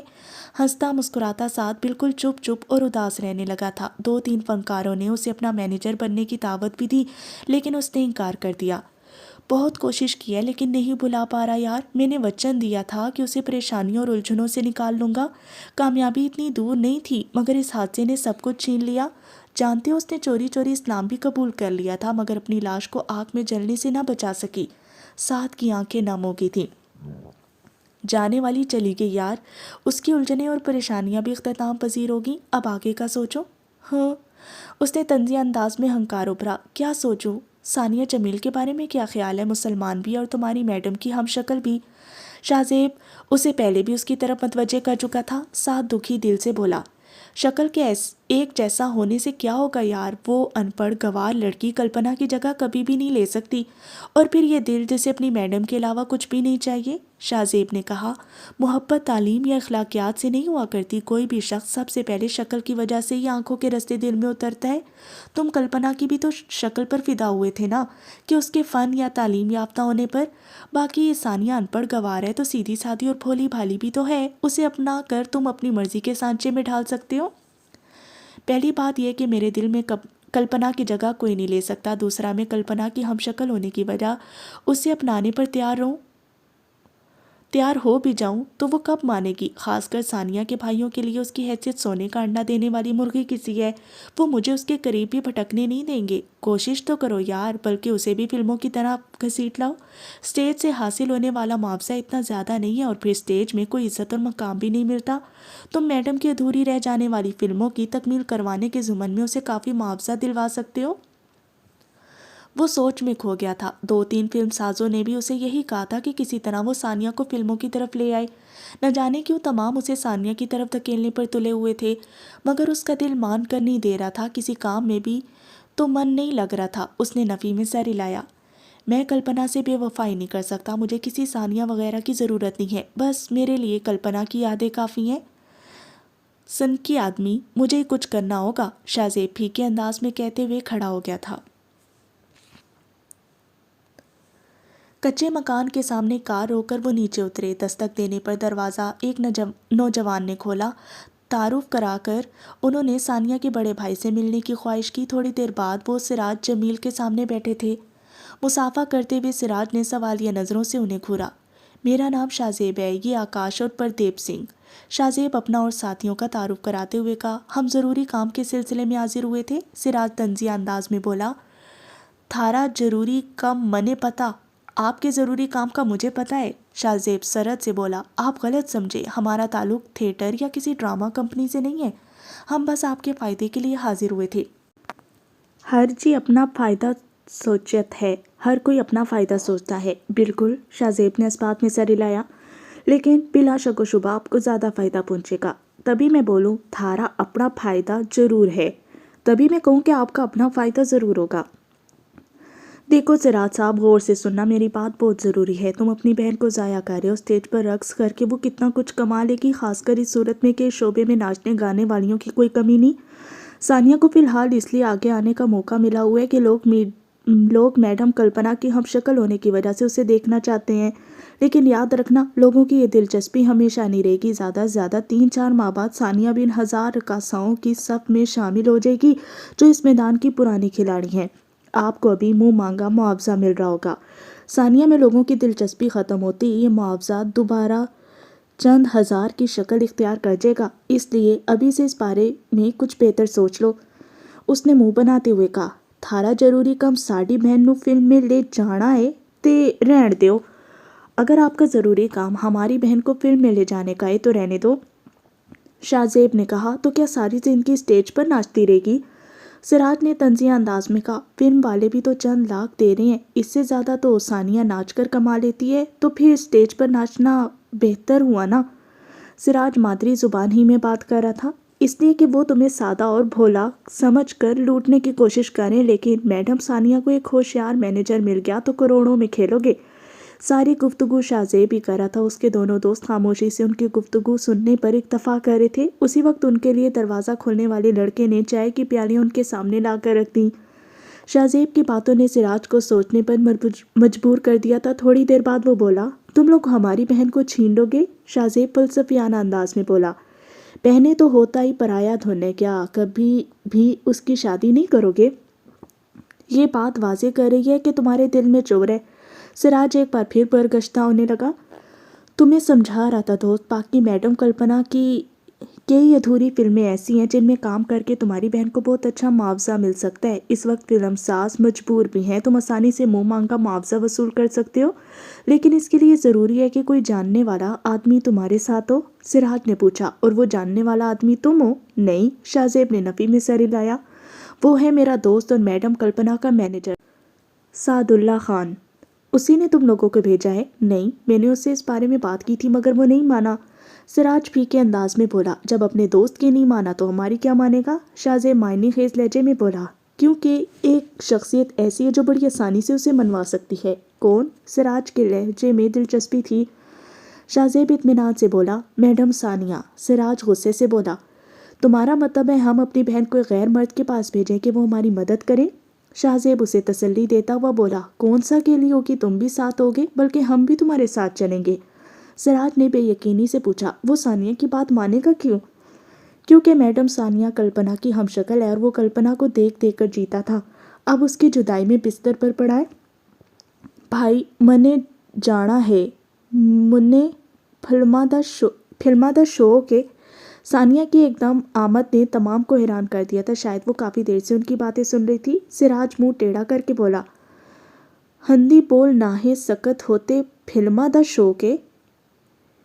हिंदी बोल नहीं सकती और फिल्मों का शौक है? शाहजेब जल्दी से बोला, ये कोई ऐसा मसला नहीं है जिसका हल मौजूद ना हो। आवाज़ किसी और की इस्तेमाल हो जाएगी। इससे पहले भी 2-3 चोटी की अदाकाराएँ हिंदी बोलने से कोरी हैं। मैडम कतरीना कैफ़ी को देख लो, सिर्फ इंग्लिश बोल सकती हैं। यकीन मानो सानिया को मैडम कल्पना की हमशक्ल होने की वजह से बहुत पजीराई मिलेगी। सिराज हथियार डालते हुए बोला, लेकिन आपके दोस्त को कैसे मनाएंगे? पहले हम मिलकर कोशिश करेंगे। अगर वो सुन के ना माना तो मैडम सानिया को सिर्फ एक फ़िक्रा बोलना पड़ेगा। मुझे 100% यकीन है वो हामी भर लेगा। कौन सा फ़िक्रा? सिराज से हैरानी से पूछा। बाकी भी शाहजेब की तरफ मतवज्जे हो गए थे। अपनी कामयाबी पर शाहजेब के होंठों पर मुस्कुराहट फैल गई थी। वो मैं मैडम को सिखा देता हूँ। साथ सानिया उसके भाइयों और शाहजेब लोगों को देखकर हैरान रह गया था। सानिया काले नकाब में मस्तूर थी, सिर्फ से आंखें नजर आ रही थी। उन्हें बैठने का कहकर वो मुलाजिम को चाय पानी का बताने लगा। चाय आने तक शाहजेब ने सानिया के भाइयों की वकालत करते हुए सारी बात साथ के गोशे गुजार कर दी। माजरत ख्वाह हूँ यार। साथ के होंठों पर फीकी मुस्कुराहट उभरी। अब मुझसे ये काम नहीं हो सकेगा। आखिर आपने कोई काम तो करना है, या यूं ही बिस्तर पर लेटे रोटियां फाड़ते रहोगे? फिलहाल तो मुझे कोई काम करने की ज़रूरत नहीं और ना किसी काम को दिल चाहता है। अलबत्ता कुछ अरसे बाद जब तबीयत संभल जाएगी तब कुछ सोचूंगा, लेकिन वो भी कम अज़ कम फिल्मी दुनिया से मुतल्लिक नहीं होगा। शाहजेब ने कहा, यार साथ कनौती ना बनो, अपना नहीं तो किसी गरीब के भले का ही सोच लो। मेरा ख्याल है हमारी बात पूरी हो चुकी है और आप लोगों ने चाय वगैरह भी पी लिया। आपसे मिलकर खुशी हुई। सिराज और अमान साहब। साथ ने बात ख़त्म करने का ऐलान करते हुए खड़े होकर उनकी तरफ अलविदाई मुसाफे के लिए हाथ बढ़ाया।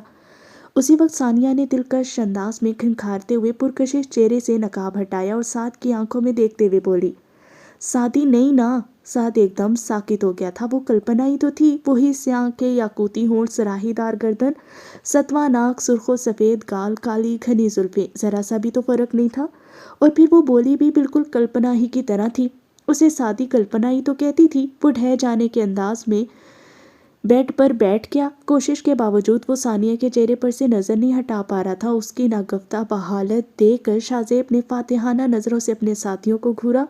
اسی وقت سعد کے ہونٹوں سے پھنسی پھنسی آواز نکلی، ٹھیک ہے۔ ثانیہ جمیل نے دل آویز مسکان ہونٹوں پر بکھیری، دھنیہ واد سعدی۔ سعد بھائی، ہمارے بھگوان کا نہیں تو اپنے اللہ ہی کا خوف کریں۔ 2 گانوں اور 3-4 مناظر کا معاوضہ 3 کروڑ؟ پریش چوپڑا کے لہجے میں گہری خفگی چھپی تھی۔ سعد اطمینان سے بولا، اگر میڈم زندہ ہوتی تو ان مناظر کا معاوضہ 3.5 کروڑ ہونا تھا۔ وہ صرف آدھا معاوضہ وصول کر سکی تھیں، اب بھی آپ کو 50 لاکھ کا فائدہ مل رہا ہے۔ پریش معنی خیز لہجے میں بولا، ہم آپس میں بھی کچھ طے کر سکتے ہیں۔ وہ کون سی سچ میں آپ کی اصل میڈم ہے؟ یقیناً ایک خانہ بدوش لڑکی سے کہیں زیادہ ہم آپ کے قریب ہیں۔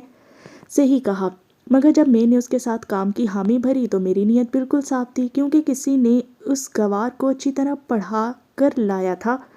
تمام منتیں کرتے رہے اور میں انکار میں سر ہلاتا رہا۔ اس نے صرف اتنا کہا، سعدی نہیں نا؟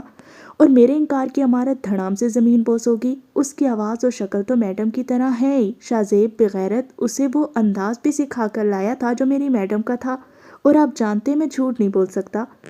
دیکھ لو سعد صاحب، یہ نہ ہو کلپنا میڈم کی نامکمل فلموں کے علاوہ کچھ حاصل نہ کر سکو۔ سعد اطمینان سے بولا، اس کا فیصلہ میں اور آپ نہیں عوام کریں گے۔ کسی کو شہرت کی بلندیوں پر اٹھانے یا گمنامی کے اندھیروں میں دھکیلے جانے کا انحصار عوام کی پسند ناپسند پر ہوتا ہے۔ پریش نے کرسی کی پشت سے ٹیک لگا کر آنکھیں بند کر لیں۔ 2-3 لمحوں کی خاموشی کے بعد وہ پھیکے لہجے میں بولا، تمہارے سچ بولنے اور بغیر لگی لپٹی رکھنے کی خوبی آج مجھے بہت بڑی خامی لگ رہی ہے۔ پریش صاحب، ایک بات کا یقین کر لیں، عوام میڈم کو چاہتی ہے۔ ان کی فلمیں پہلے بھی ہٹ ہوتی تھیں، لیکن اب تو بات ہی اور ہے۔ یقین مانیں، چند دنوں میں فلم کی تکمیل کر کے آپ دونوں ہاتھوں سے دولت سمیٹ رہے ہوں گے۔ میرا بھی یہ خیال ہے۔ پریش نے اس کی تائید میں سر ہلایا۔ 3 کروڑ کا سن کر ثانیہ حیران رہ گئی تھی۔ اس کے بھائی بھی خوشی سے پھولے نہیں سما رہے تھے۔ سعد کی جانب چاہت بھری نظروں سے دیکھتے ہوئے وہ دھیمے لہجے میں بولی، دھنیہ واد سعدی۔ بیچاری کو بس ہندی کے چند شبد ہی بولنا آتے تھے۔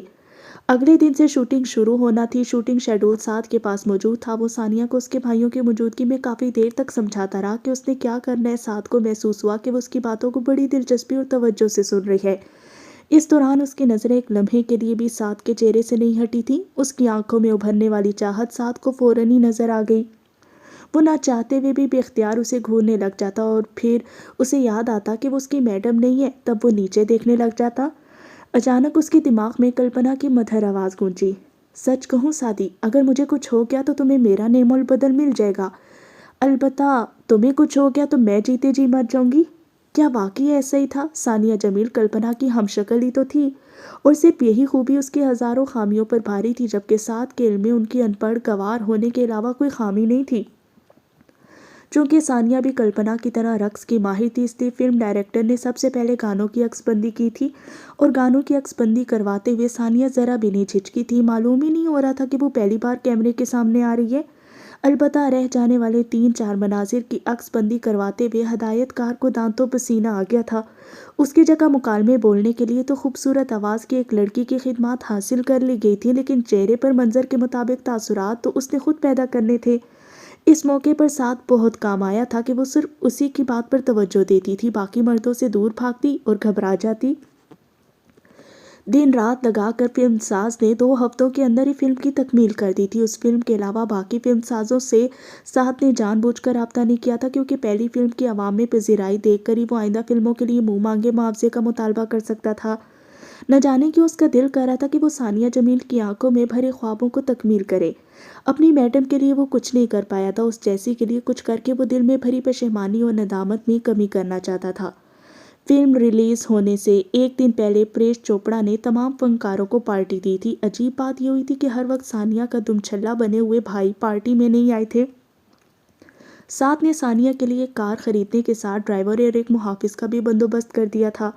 وہ ان کے ساتھ اکیلی ہی آ پہنچی تھی۔ اس کا لباس دیکھ کر زیادہ تر لوگ ہنس پڑے تھے۔ کھلی قمیض کے ساتھ سر پر دوپٹہ اوڑھے دوپٹے سے وہ اس کی تقریب کے لیے مزاح کا سبب ہی بنی تھی، لیکن اس لباس میں دیکھ کر نہ جانے کیوں سعد کو بہت اچھا لگا تھا۔ وہ کلپنا کو ایسا لباس پہننے پر مجبور کیا کرتا تھا، لیکن وہ فیشنیبل کپڑوں کی شوقین تھی اور اکثر اس بات پر سعد کی اس سے خفگی بھی ہو جاتی، گو وہ زیادہ دیر اسے خفا نہیں رہنے دیتی تھی کہ سعد کو منانا اس کے بائیں ہاتھ کا کھیل تھا۔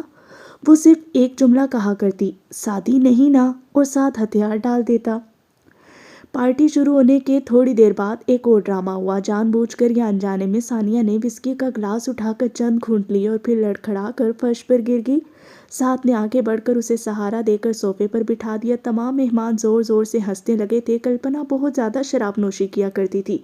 بعد میں سعد کی وجہ سے اس نے شراب نوشی میں کافی کمی کر دی تھی، البتہ واضح نظر آ رہا تھا خانہ بدوش ثانیہ نے زندگی میں پہلی بار شراب چکھی تھی۔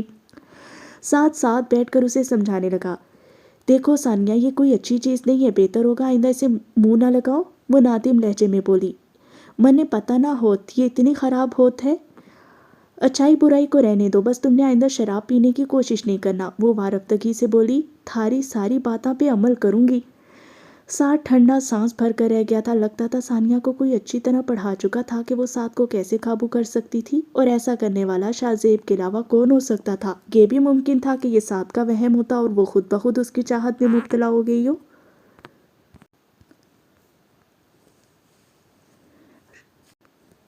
ریلیز ہونے کے ساتھ ہی فلم نے کامیابی کے ریکارڈ توڑ دیے تھے۔ وہ کھڑکی توڑ رش ہوا کہ ٹکٹ بلیک میں بھی نہیں مل رہے تھے۔ کوشش کے باوجود ناظرین یہ اندازہ نہیں لگا پا رہے تھے کہ اصل کلپنا پر کن مناظر کی عکس بندی ہوئی تھی اور ثانیہ کس کس منظر میں جلوہ گر ہوئی۔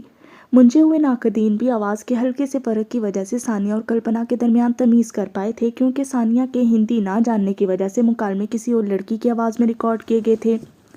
البتہ وہ ناقدین گانوں میں ثانیہ اور کلپنا کی تمیز نہیں کر سکے تھے۔ فلم نے ریلیز ہونے کے ساتھ کئی ریکارڈ اپنے نام کر لیے۔ پریش چوپڑا کی خوشی کا کوئی ٹھکانہ نہیں تھا اور اس کے ساتھ ہی ثانیہ کے گھر فلم سازوں کی قطار لگ گئی تھی۔ کلپنا کی ادھوری فلموں کی تکمیل کے لیے فلم ساز منہ مانگا معاوضہ دینے کی آفر کر رہے تھے۔ زیادہ تر فلم سازوں کی یہی کوشش تھی کہ سعد کو درمیان سے ہٹا کر وہ ثانیہ اور اس کے بھائیوں کے ساتھ مکمکا کر لیں، مگر ثانیہ نے سعد کی غیر موجودگی میں کسی قسم کے معاہدے اور بات چیت سے انکار کر دیا۔ اس کے بھائیوں کو بھی سعد کی اہمیت کا اندازہ ہو گیا تھا۔ ہمیشہ بہن پر حکم جمانے والے بھائیوں نے اس معاملے میں بہن ہی کا ساتھ دیا تھا۔ فلم سازوں کی کوششیں سعد کی نظر سے بھی اوجھل نہیں تھیں۔ اتنا اندازہ تو اسے بھی تھا کہ ثانیہ یا اس کے بھائیوں کو اب اس کی ضرورت نہیں رہی۔ وہ خود بھی ثانیہ کے قریب نہیں جانا چاہتا تھا کہ کلپنا کی یاد اب تک وہ اپنے دل سے محو نہیں کر سکا۔ لیکن جب فلم ساز دوبارہ اس کے ساتھ رابطے کی کوشش کرنے لگے، اس کے ساتھ ثانیہ نے بھی کال کر کے اسے بتا دیا کہ وہ اس کی مرضی کے بغیر ایک قدم بھی نہیں اٹھائے گی، تب وہ ایک بار پھر میدان میں اتر آیا۔ پہلے ہی فلم ساز کے سامنے جب اس نے 6 کروڑ کا نام لیا، وہ حیرت سے اچھل پڑا تھا۔ اتنا معاوضہ کوئی بھی بڑی ہیروئن پوری فلم کا لیتی ہے جناب؟ راہل کپور کا لہجہ طنز سے پر تھا۔ راہل صاحب، میڈم ثانیہ بھی جس اداکارہ کی جگہ کام کر رہی ہیں وہ بالی ووڈ کی صفِ اول کی اداکارہ تھی۔ دوسرا، میں نے زبردستی نہیں کہ اپنا مطالبہ پیش کیا ہے، آپ انکار کر دیں۔ باقی واضح کر دوں، میری کوشش یہی ہوگی کہ میڈم ثانیہ زیادہ سے زیادہ 3 فلمیں سائن کریں۔ میڈم کلپنا نے بحالت مجبوری اتنی فلمیں ایک ساتھ سائن کی تھی۔ میڈم ثانیہ کو کوئی مجبوری نہیں ہے، آپ بے شک اس وقت انکار کا حق رکھتے ہیں، لیکن یاد رہے اگر بعد میں آپ کے مان جانے پر بھی ہمارے پاس وقت نہ ہوا تو گلہ نہ کرنا۔ دھونس جمانا تو کوئی آپ سے سیکھے۔ راہل کے ہونٹوں پر پھیکی مسکراہٹ نمودار ہوگی۔ سعد اطمینان بھرے لہجے میں بولا، راہل صاحب، پریش چوپڑا نے ایک فلم سے اتنا کمایا کہ ماضی میں بنانے والی تمام فلموں کو ملا کر اسے اتنا فائدہ نہیں ہوا ہوگا، اور اب وہ اتنا پرجوش ہے کہ ایک نئی فلم کا سکرپٹ میرے پاس بھجوا دیا ہے۔ وہ میڈم ثانیہ کو منہ مانگے معاوضے پر نئی فلم میں کاسٹ کرنا چاہتا ہے۔ یہ تو میں نے اس کی منت کر کے تھوڑی سی مہلت مانگ لی کہ پہلے نامکمل فلموں کو نپٹا دینا مناسب ہوگا۔ لازمی بات ہے، جب چند مناظر اور 2-3 گانوں کا معاوضہ مکمل فلم جتنا مل رہا ہے تو آپ کو نئی فلم سائن کرنے کی ضرورت ہی کیوں پیش آئے گی؟ خاص کر وہ الو کی پٹھی تو آپ کی غیر موجودگی میں کسی سے بات ہی نہیں کرنا چاہتی۔ راہل کے مزاحیہ انداز پر سعد کہکا لگا کر ہنس پڑا تھا۔ اگلی 4 فلمیں بھی چند ماہ کے اندر ہی ریلیز ہو گئیں۔ ثانیہ کلپنا کی موت کی ہمدردیاں خوب سمیٹ رہی تھی، لوگ اسے دیکھنا چاہتے تھے، آٹوگراف لینا چاہتے، مشہور ٹی وی پروگراموں والے اسے پروگرام میں بلانے کا منہ مانگا معاوضہ دینے پر تیار تھے، اخباروں اور رسالوں کے نمائندے اس کے انٹرویو کی کوشش میں مصروف تھے اور وہ کسی کٹ پتلی کی طرح بس سعد کی طرف دیکھ رہی تھی۔ سعد کی سمجھ میں نہیں آ رہا تھا کہ وہ کیا کرے، اس کے وہم و گمان میں بھی نہیں تھا کہ ثانیہ یوں اس پر فریفتہ ہو جائے گی۔ لباس کے انتخاب تک میں وہ اس سے رائے مانگا کرتی، اور پھر ایک دن اس نے نیا گھر لینے کی بات کرتے ہوئے عجیب سے لہجے میں پوچھا، سعدی، تھاری پرانی میڈم کی کوٹھی کس کے قبضے میں ہے؟ تمہاری پرانی میڈم کی کوٹھی کس کے قبضے میں ہے؟ وہ سعد کو پکا سعدی کہہ کر ہی پکارتی تھی، اور اصولاً تو سعد اس کا ملازم تھا، اس لیے اس کا اعتراض کرنا نہیں بنتا تھا۔ یوں بھی ثانیہ کی چاہت اور خلوص بھرا سلوک دیکھتے ہوئے وہ اس کی بہت عزت کرنے لگا تھا۔ کیوں؟ وہ حیران رہ گیا۔ منے جی چاہے او کوٹھی خرید لوں، دل کرتا ہے وہ کوٹھی خرید لوں۔ وہ بجھے دل سے بولا، وہ کوٹھی سیٹھ گپتا رام باندرے کے پاس 15 کروڑ کے عوض میڈم نے رہن رکھوائی تھی۔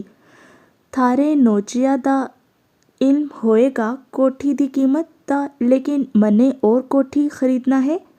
میڈم کی وجہ سے منے اے مقام ملا ہے، منے اس کا دھنیہ واد کہنا ہے۔ ٹھیک ہے، میں معلوم کر لیتا ہوں کہ سیٹھ گپتا رام باندرے کا کیا ارادہ ہے۔ سعد نے اس بات میں سر ہلا دیا تھا۔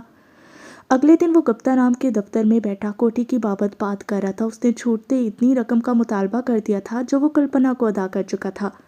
سعد کے ہونٹوں پر مسکراہٹ نمودار ہوئی۔ سیٹھ صاحب، اگر کوئی پراپرٹی ڈیلر آپ کو 6 کروڑ سے زیادہ دینے پر آمادہ ہے تو اسی کے حوالے کر دینا۔ ویسے میرا نہیں خیال کہ کوئی بیوقوف اس کوٹھی کو خریدنے کی کوشش کرے گا۔ وہاں قتل کی واردات ہوئی ہے، ایک عورت کو جلایا گیا، اور ایسی عمارتیں اصل قیمت کے نصف میں بھی کوئی نہیں خریدتا۔ مسٹر سعد، میں نے 15 کروڑ کی بھاری رقم تمہاری ہتھیلی پر رکھی تھی۔ گپتا رام کے لہجے میں غصہ بھرا تھا۔ بالکل، مگر میڈم کوٹھی بیچ نہیں رہی تھی اور نہ آپ اتنی رقم میں خریدتے۔ وہ تو بس قرض لینے کی ضمانت کے طور پر کوٹھی کے کاغذات آپ کے حوالے کیے گئے تھے، اور آپ بھی جانتے تھے کہ رقم 1 کروڑ کے منافع کے ساتھ واپس وصول ہو جائے گی، اور آپ کے بیٹے کی شادی میں میڈم کا رقص بونس ملے گا۔ اب زندگی نے میری میڈم کا ساتھ نہیں دیا تو اس میں نہ وہ قصوروار ہے اور نہ میں۔ آپ کی دی ہوئی رقم چند ظالموں کے قبضے میں چلی گئی۔ میڈم بیچاری نہ کوٹھی بچا سکی، نہ رقم اور نہ زندگی۔ سعد کی آواز بھر آ گئی تھی۔ سیٹھ گپتا رام باندرے ایک دم خاموش ہو گیا تھا کہ سعد کی بات حقیقت کے خلاف نہیں تھی، اور پھر تھوڑے بحث و تکرار کے بعد 7.5 کروڑ میں سودا ہو گیا۔ ثانیہ کو خوشخبری سنا کر وہ کوٹھی کی از سر نو تزئین نو آرائش میں مصروف ہو گیا۔ اس نے اپنی مرضی سے ڈرائنگ روم اور خوابگاہ کے لیے فرنیچر خریدا اور تمام سامان اپنی نگرانی میں ترتیب کے ساتھ لگوایا تھا۔ خوابگاہ دیواروں کے رنگ اور کھڑکیوں کے پردوں تک میں اس نے پرانے انتخاب کو مد نظر رکھا تھا۔ ثانیہ اپنے بھائیوں اور چھوٹی بہن کے ساتھ وہاں منتقل ہو گئی تھی۔ اس کے 5 بھائی اور ایک چھوٹی بہن تھی۔ بھائیوں کے برعکس دونوں بہنوں کا رنگ بہت صاف تھا۔ چھوٹی بہن کو ثانیہ کی طرح خوبصورت تو نہیں تھی، پھر بھی کافی پرکشش اور پیاری تھی۔ سعد نے نئی فلموں کی آفر کو فی الحال مؤخر کر دیا تھا۔ وہ میڈم کلپنا کی ادھوری رہ جانے والی فلموں کے بعد اس طرف متوجہ ہونا چاہتا تھا۔ ثانیہ اس وقت 3 فلموں کی شوٹنگ کروا رہی تھی۔ وہ اپنے آرام و خوراک پر بہت دھیان دیتی تھی۔ اس کے ساتھ سب سے بڑا مسئلہ غیر تعلیم یافتہ ہونے اور ہندی نہ بول سکنے کا تھا۔ فلم کے سکرپٹ پڑھنے کا تو سوال ہی پیدا نہیں ہوتا تھا، جبکہ وہ دستخط کی جگہ انگوٹھا ثبت کرتی۔ سعد نے اسے پڑھنے کا مشورہ دیا تھا، جسے وہ سن کر ہنس دی۔ منے ان پڑھ رہن دیو کہتے ہوئے ٹال گئی۔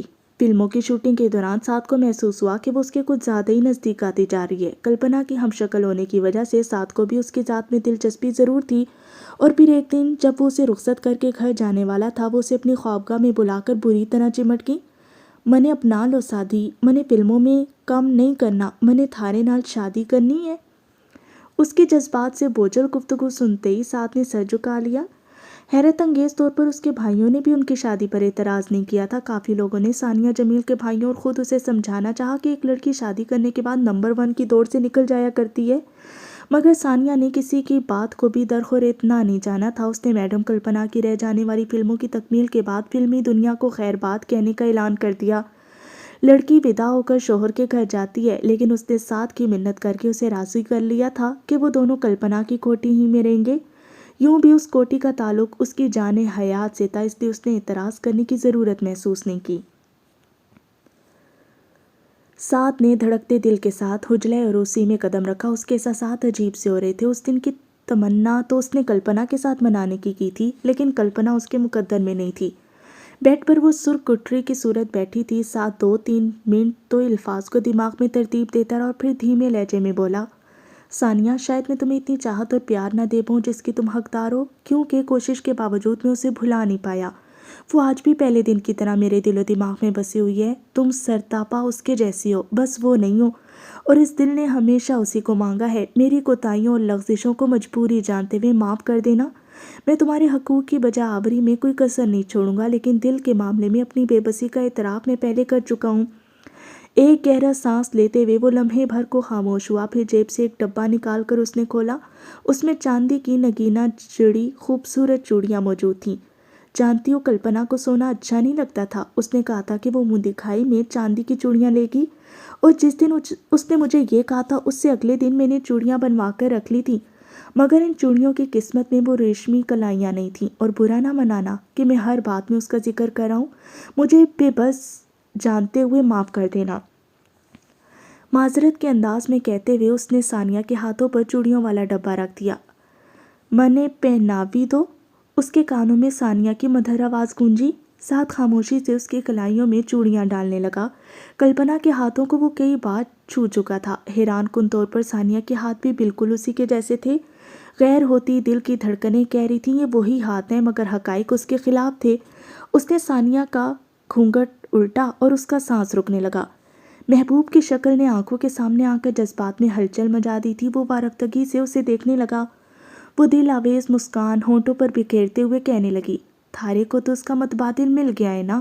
سعد کے دماغ کو جھٹکا لگا۔ بالکل یہی بات کلپنا نے بھی کی تھی کہ اگر میں مر گئی تو میرا متبادل تو تمہیں مل جائے گا۔ اس کا دل جیسے کسی نے مٹھی میں لے لیا تھا۔ ایک دم اٹھ کر وہ دروازے کی طرف بڑھا۔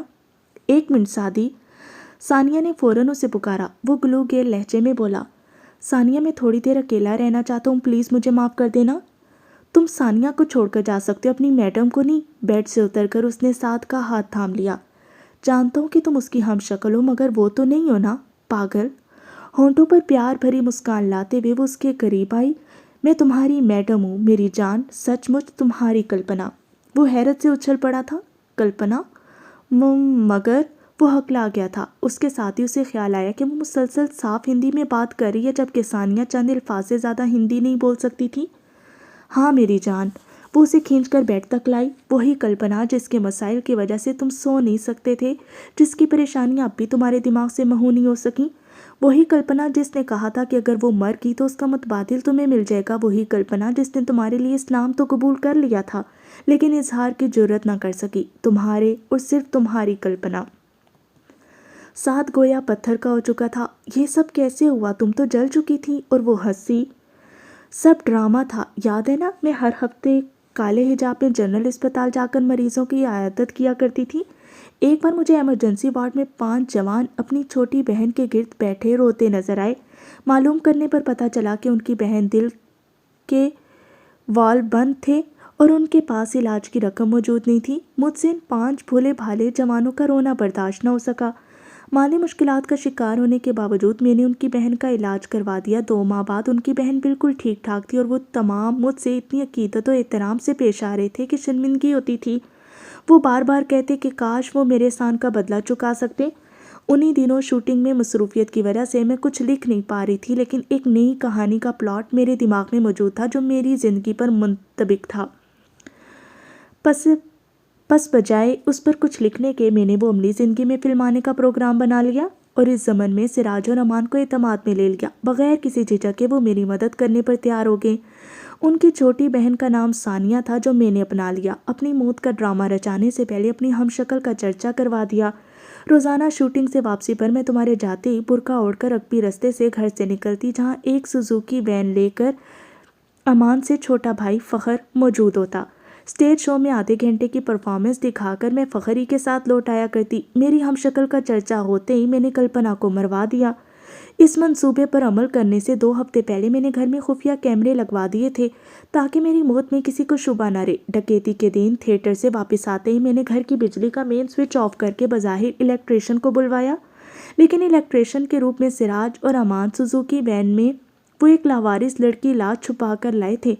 ملازموں کو بہانے سے دائیں بائیں کر کے میں نے اپنی نگرانی میں لاش بیڈ کے نیچے رکھوائی اور وہ مین سوئچ آن کر کے چلے گئے۔ تجوری میں موجود بھاری رقم میں پہلے ہی اس کوٹھی میں موجود خفیہ تہہ خانے میں منتقل کر چکی تھی، جس کے بارے میں صرف میں ہی جانتی ہوں۔ باقی میرا اور فخر بھائی کا فرضی مکالمہ، گولی لگنا، خوابگاہ کو آگ لگانا، یہ سارا پولیس کو بھٹکانے کے لیے تھا۔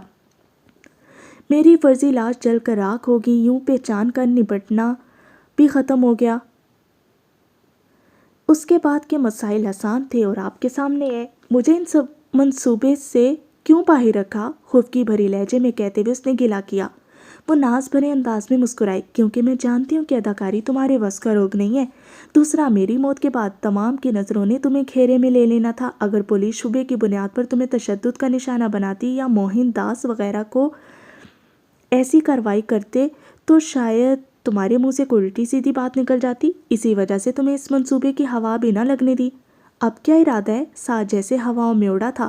اب جو میرا ساتھی چاہے، چند ماہ کے اندر بچ جانے والی ادھوری فلموں کی تکمیل کے بعد فلمی دنیا کو خیر بات کہہ دوں گی، کیونکہ اردو تو صحیح طرح بول نہیں سکتی۔ ایک ان پڑھ لڑکی کا فلموں سے کیا واسطہ؟ بس میں اور میرا ساتھی دنیا کی سیر کو نکلیں گے۔ اور ساتھ نے اس بات میں سر ہلاتے ہوئے اسے آغوش میں سمیٹ لیا۔